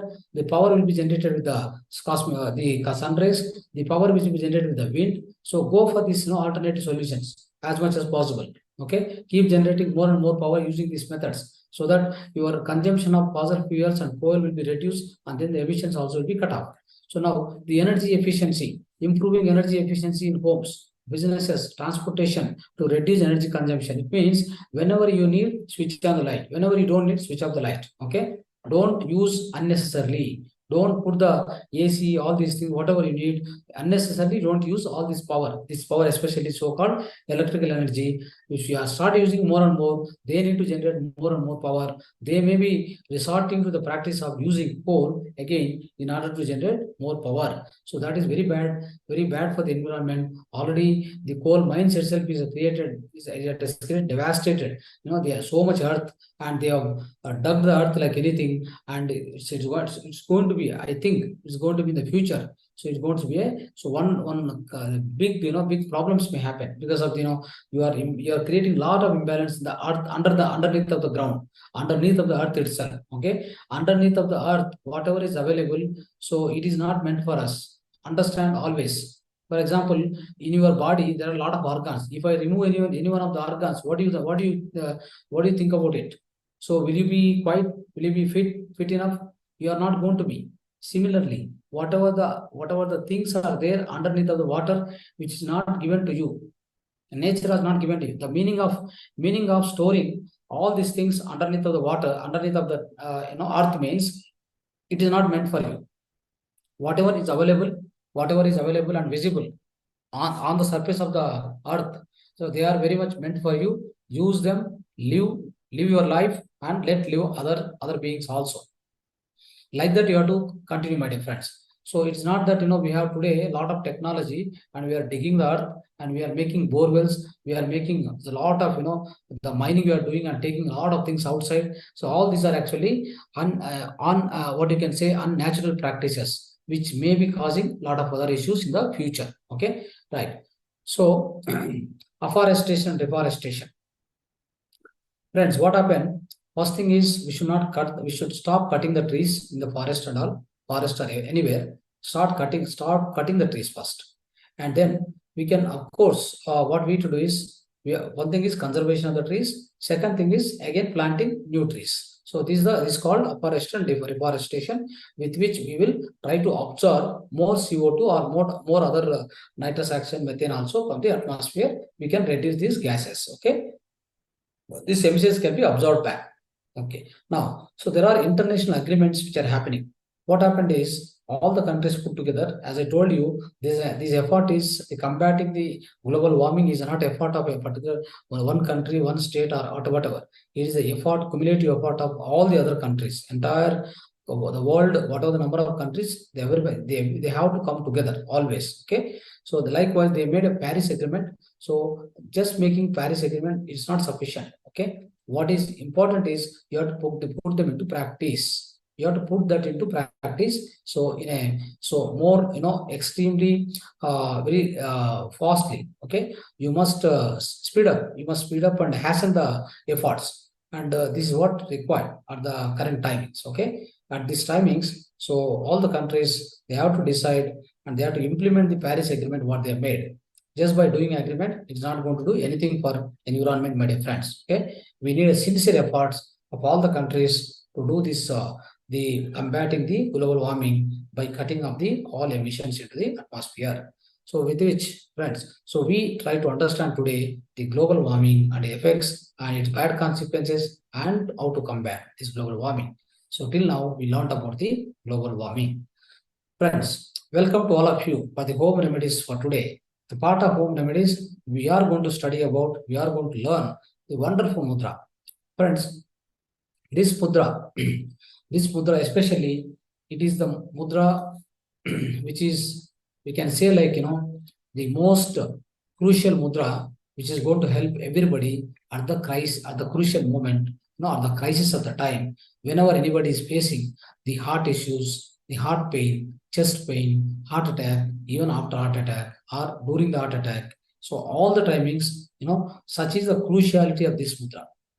That is the high importance of this mudra, my dear friends. So this mudra is called Apana Vayu Mudra. This mudra is a combination of two mudras, Apana Mudra, Vayu Mudra. Okay, so this mudra is also called Sanjeevani Mudra, Mrutha Sanjeevani Mudra. So why we call it as a Mrutha Sanjeevani Mudra? It means it is going to stop the death of the person due to heart attack or due to heart pain. At the time of the death also, it will try to revive the person.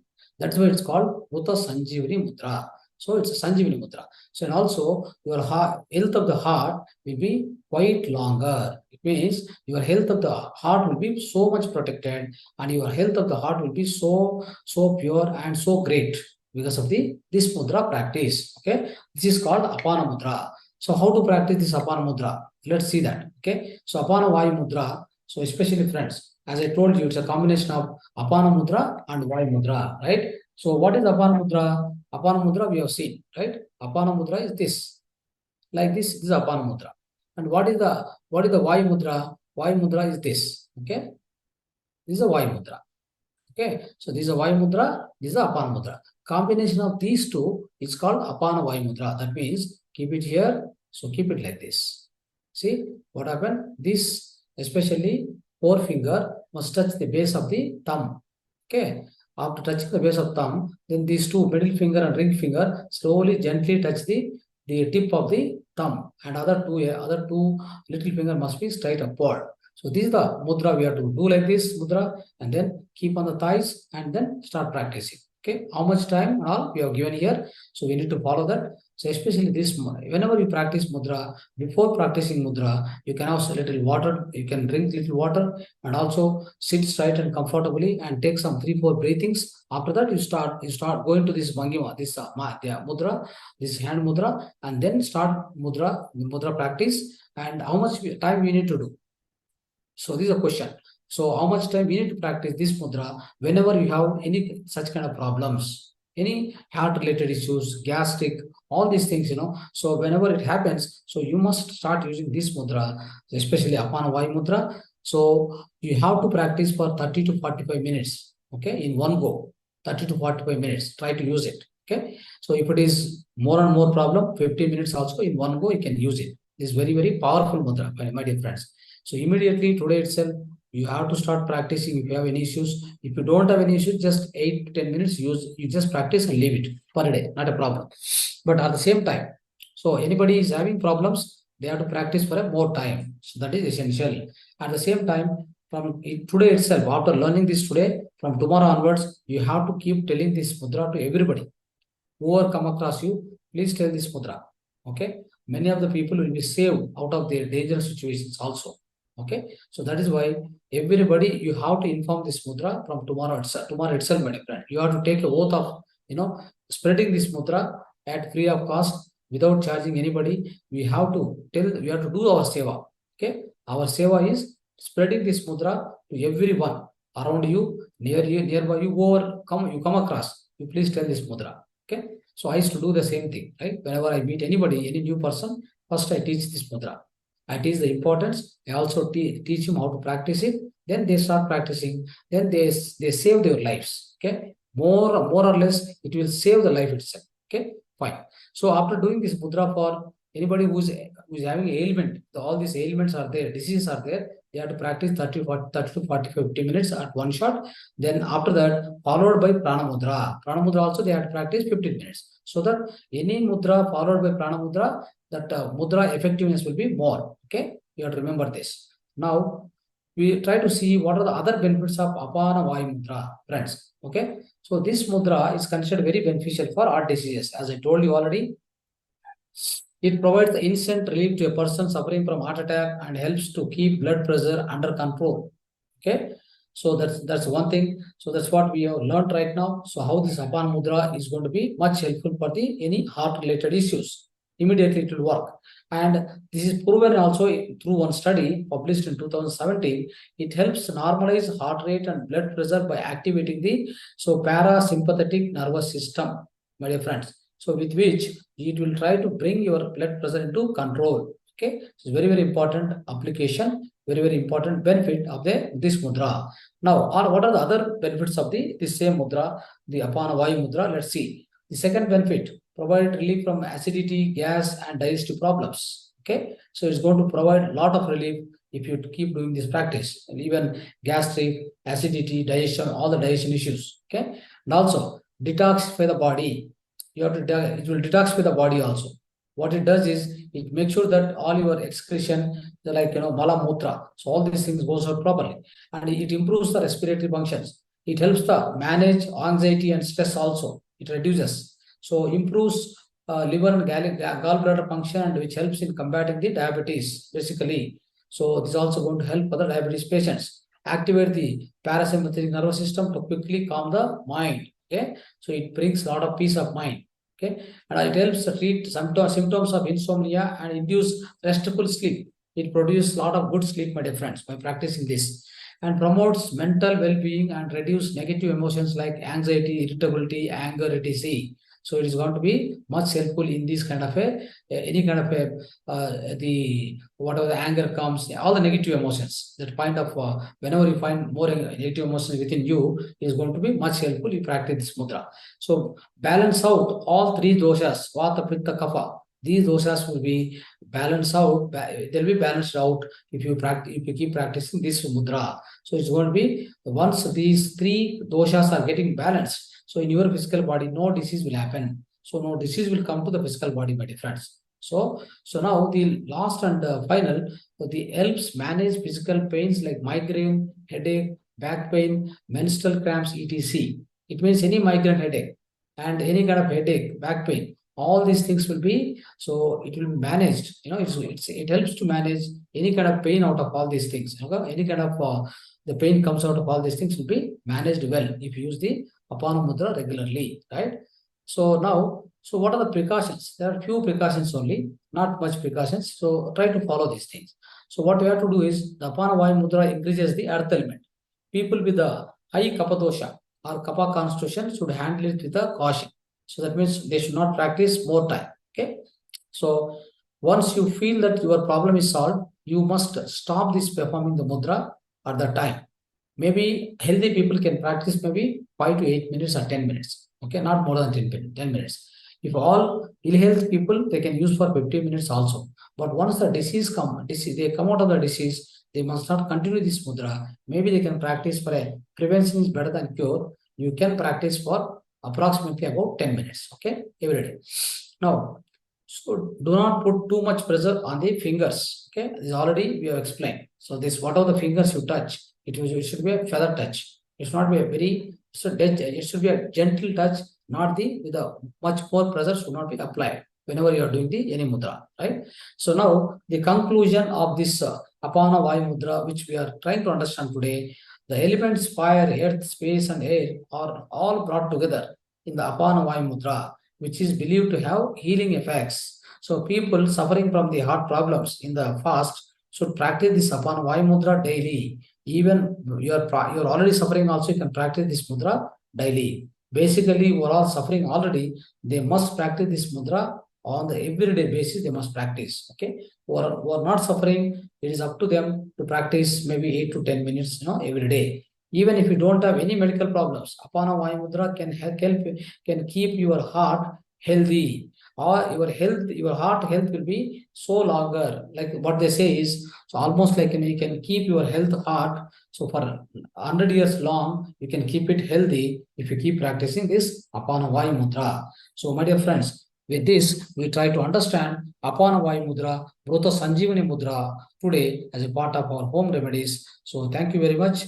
Thanks to all of you for participating in this session, this spiritual wisdom, meditation practice, and also holistic lifestyle and the home remedies. So once again, dhanyavad to everyone, and Mahavatar Foundation expresses sincere thanks. And also, we request all of you to share and subscribe Mahavatar TV, which is going to have all the recordings so loaded into this, and you can always always watch all the old videos, all the old programs, and all the upcoming programs, everything you can be able to watch in the Mahavatar TV. Thank you very much. So let's open for a few questions, then we'll close the session. Thank you.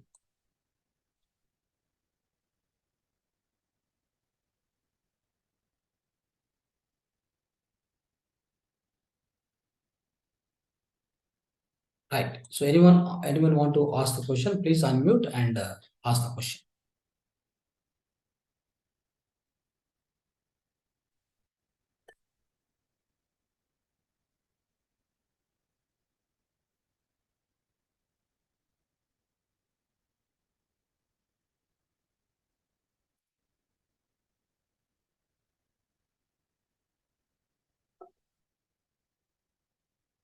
If no questions, so 3-4 people have to share their experience of meditation and the session today, or whatever you understood also, you can tell, no problem.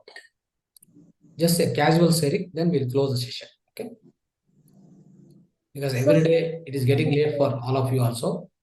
Yeah. Sir, namaste. I would like to know the name of the book which you suggested in the initial stage during the wisdom session. Yeah, the first book is Biocentrism. Tell me, sir. Biocentrism. BIO, bio, cell, CEL. CENTRICISM, centrism.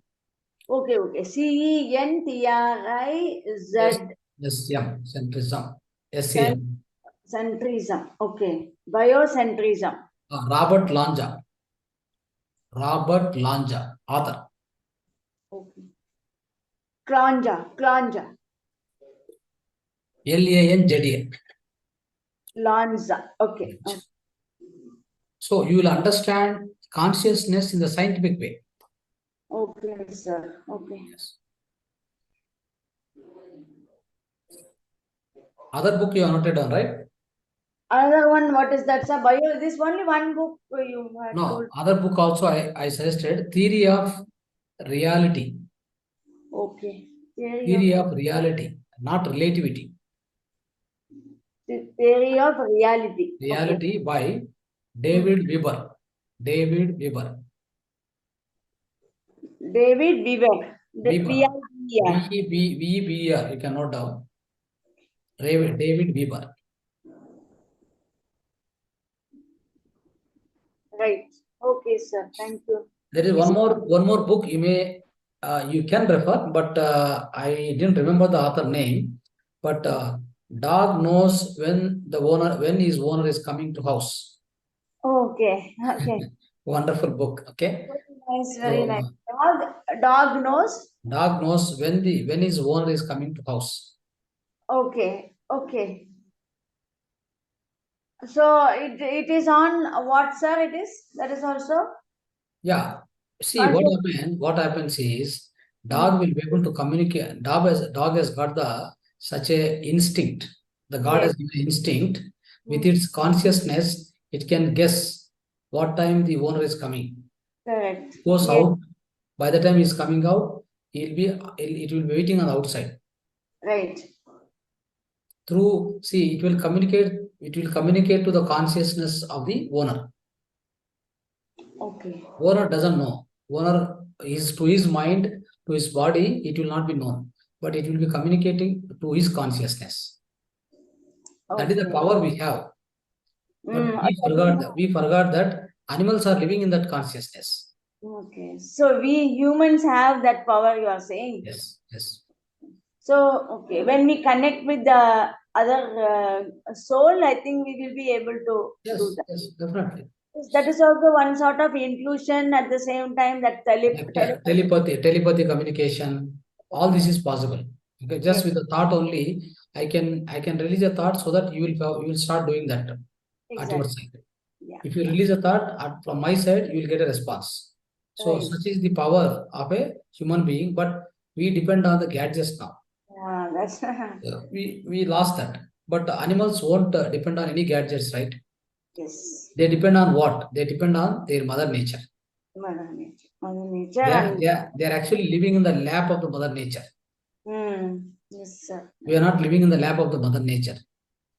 So we got fried ego, so much so. So we came out of that, the mother nature. We are living alone. We are living far away. Dog knows when the owner is coming, right? When the owner is coming to house. Oh, yeah.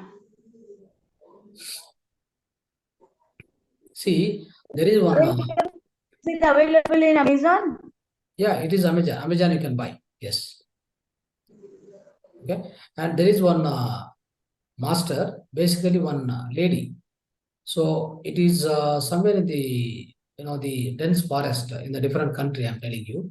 Okay. So her name is Anesthesia something. Okay. Anesthesia. Anesthesia. You heard about it, no? That story.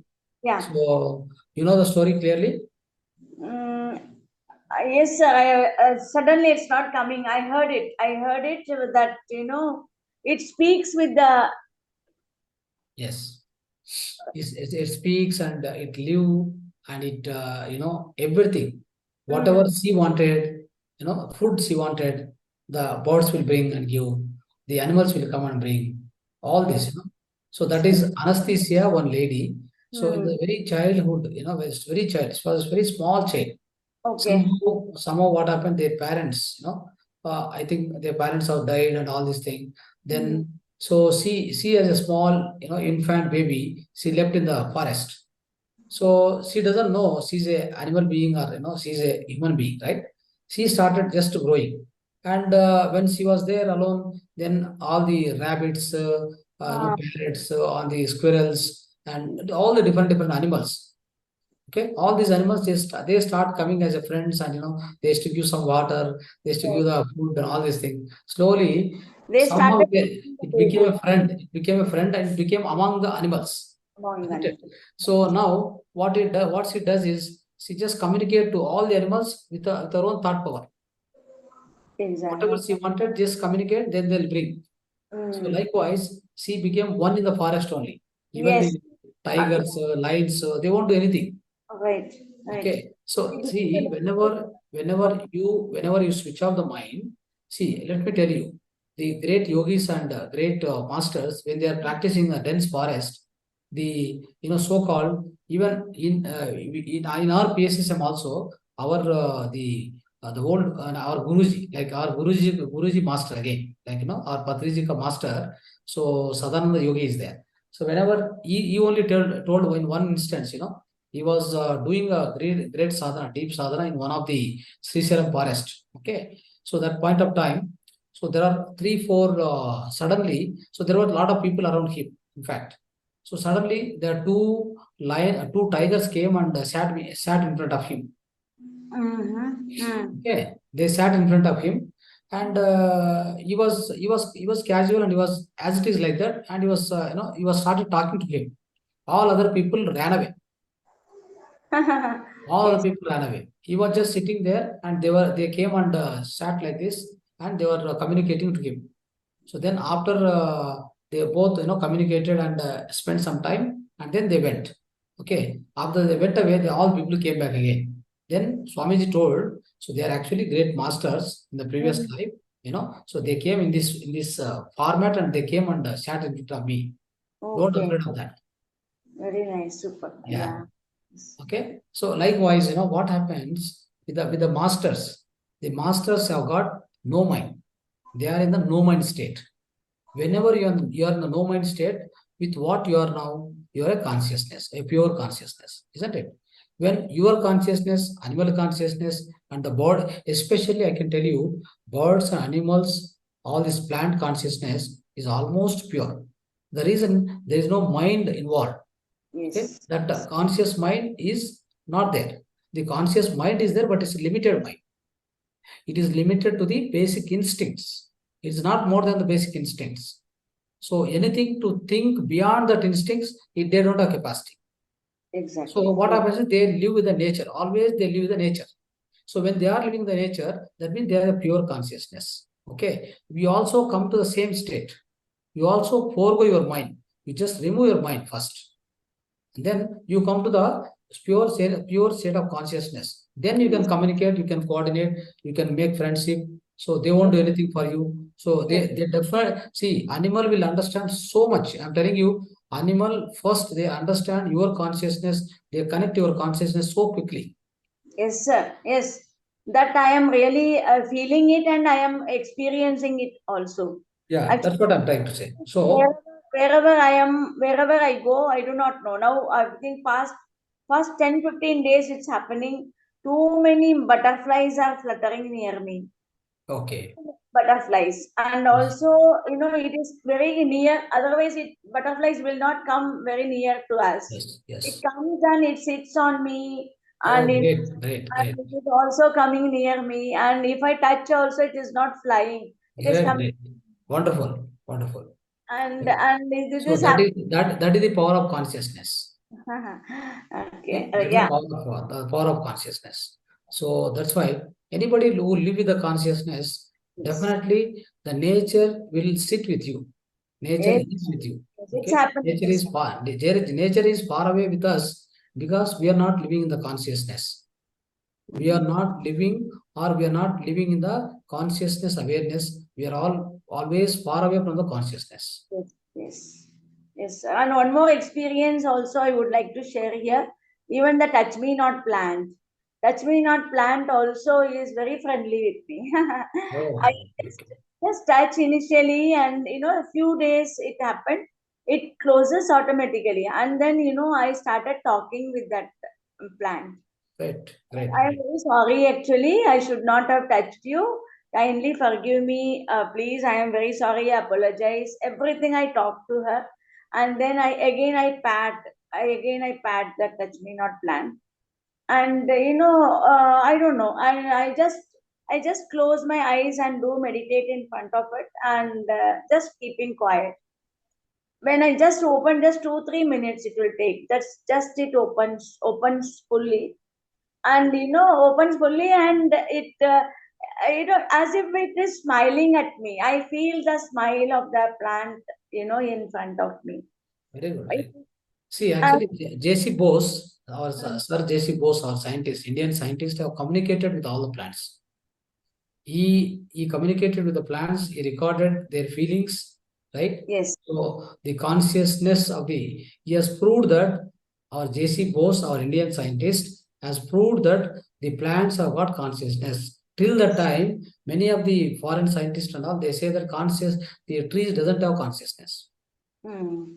Imagine we have to grow so far, so far. We have so much to grow now. Okay. Yes, yes.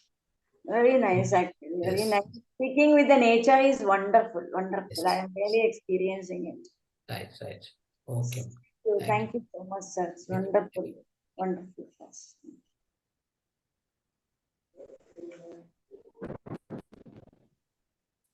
Right. So, okay, friends, we'll so wind up the sessions now. Okay. Sangeeta.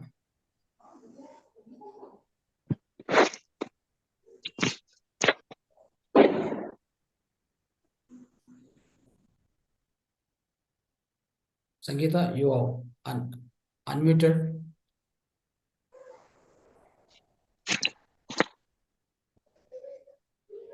Tell me. Well, Yes, yes, sir.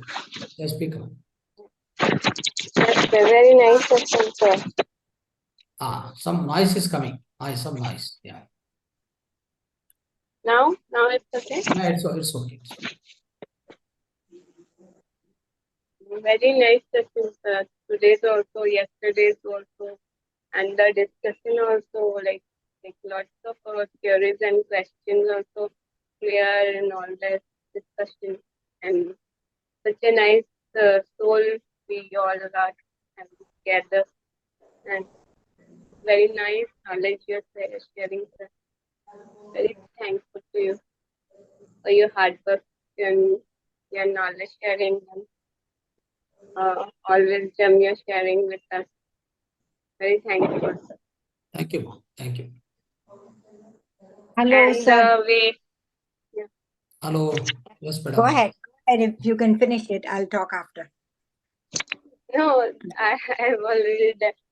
It's just how the ma'am was saying, no, about plant. I also experience like whenever I am also having plants. So whenever I go near to them and watering them or like just sit beside the plants, like we feel they are happy, they are moving, like not because of this air, they, we can feel the happiness of the plants. No? And Yes, absolutely. also, also animals also like, especially dogs. I have noticed like dogs. No, other people are very. Some people are very like they uh, stay away from the dogs. But I can feel like dogs have some connection with me. They automatically come and uh, well, also I wanted to ask one related to this only. And in my neighbor, one dog is there. So, he automatically see and come running to my house just to meet me. And even if he'll hear my voice, he'll come. And their owner actually sometimes they don't like to sometimes because some people don't like to they hit the dog and all that. So I feel this because of me, the dog is suffering. So this I pray, but also about that dog. So that he will be in peace or he will be happy, like that automatically comes. So I am like in guilty because of me, the dog is suffering. So that is going to come into my karma because he automatically comes and just to like few 5-10 minutes, then I take him in his house. So if that is my bad karma because of me, that dog is suffering. This is the question. Question.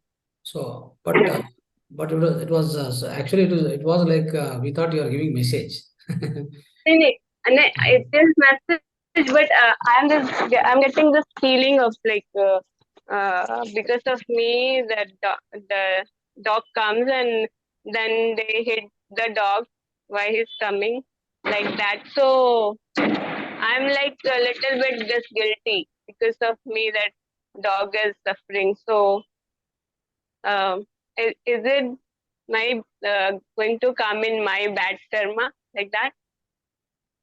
No, why it is suffering? What is the reason? You are given the food, something. Yeah, he comes to just to come to meet me, meet me, no? Okay. And not Okay. because of food or not because of food or something.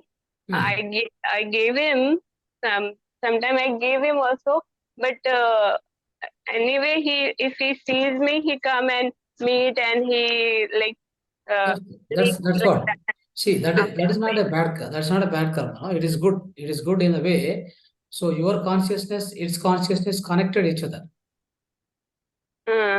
Okay. And So because intention is it's a rare event happens. It's a rare event. Okay. But for the dog, it is natural. But for us, it's unnatural. The reason is we came out of the nature. We came beyond the nature. So whenever you also go into that kind of consciousness, the conscious state, where your consciousness, its consciousness start communicating, then they know, they get the signal. They get the signal and then they come to you. Without you calling also, they come. yeah, true. Okay. So it's a good thing only. Don't worry. Okay. Yeah. Okay. Thank you. Thank you. Yes, madam. Jyoti, madam. Oh, sorry. Yeah, I was on mute. Okay. Yes. I really enjoy your classes. They're very educational, very much in deep. I hear a lot of other meditation classes, and nobody gives you so much information, and you have knowledge about so many different subjects. And it's very, it's amazing. I really enjoy it. But Thank I'm you. not in your group. I would like to. Got a link from my sister. I Oh, would like to get the links after the class, so that I can use that information, and because I'm planning to start my class, so I can use it and teach more people. And then someday, once I'm established, I can call you. Maybe you can come and speak live. definitely, sir. So Definitely, madam. Surely will do. is there a way should I send you my, I don't know if I can Yeah, text you. you can. I think one way is just I'll send the number in the chat box. Okay. Just note the number and send Okay. your message, one test message. Okay. Okay. Then I think I will send the link. Okay.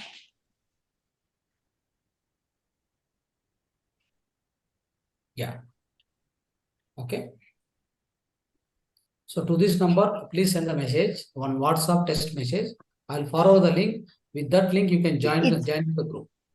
So it's a WhatsApp message, correct? WhatsApp, yes, WhatsApp message. So is it light and soul? Yeah, you can store. You can store my name. No. What's the name of?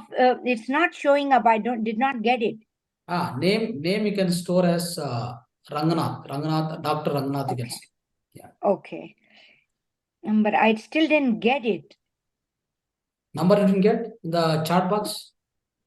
No, I'm looking at my chat box right now. 9036216555. You can write down otherwise. Let me write it down. I'll just write it down. That will make it easy.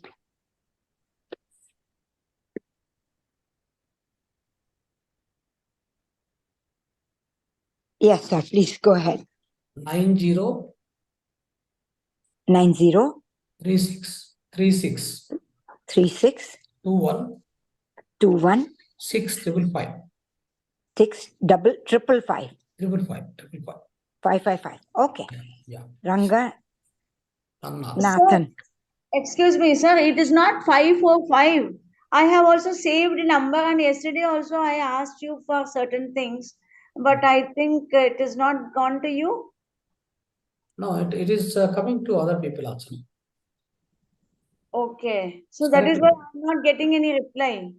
No, I think maybe you're saved 9036 216555. This is correct only. 545. No. That is different number. That's different number. So this number is only meant for Mahavatar Foundation. For Mahavatar Foundation, this number is meant for. I use this number for on behalf of Mahavatar Foundation. So 9036216555. That's correct.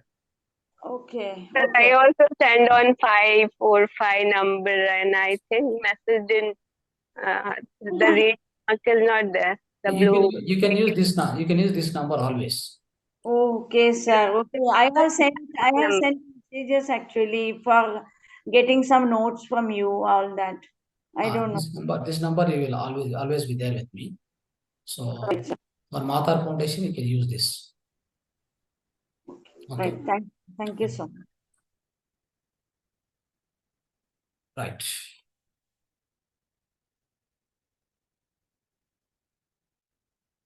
So, okay, friends. So we'll be closing the session. So thank you very much. So once again, dhanyawad to all of you for joining the session and giving this opportunity for the Mahavatar Foundation. Sincere thanks to all of you. My sincere pranams to my beloved Guruji, Brahmarshi Patriji. So dhanyawad. Namaste. Namaste. Namaste.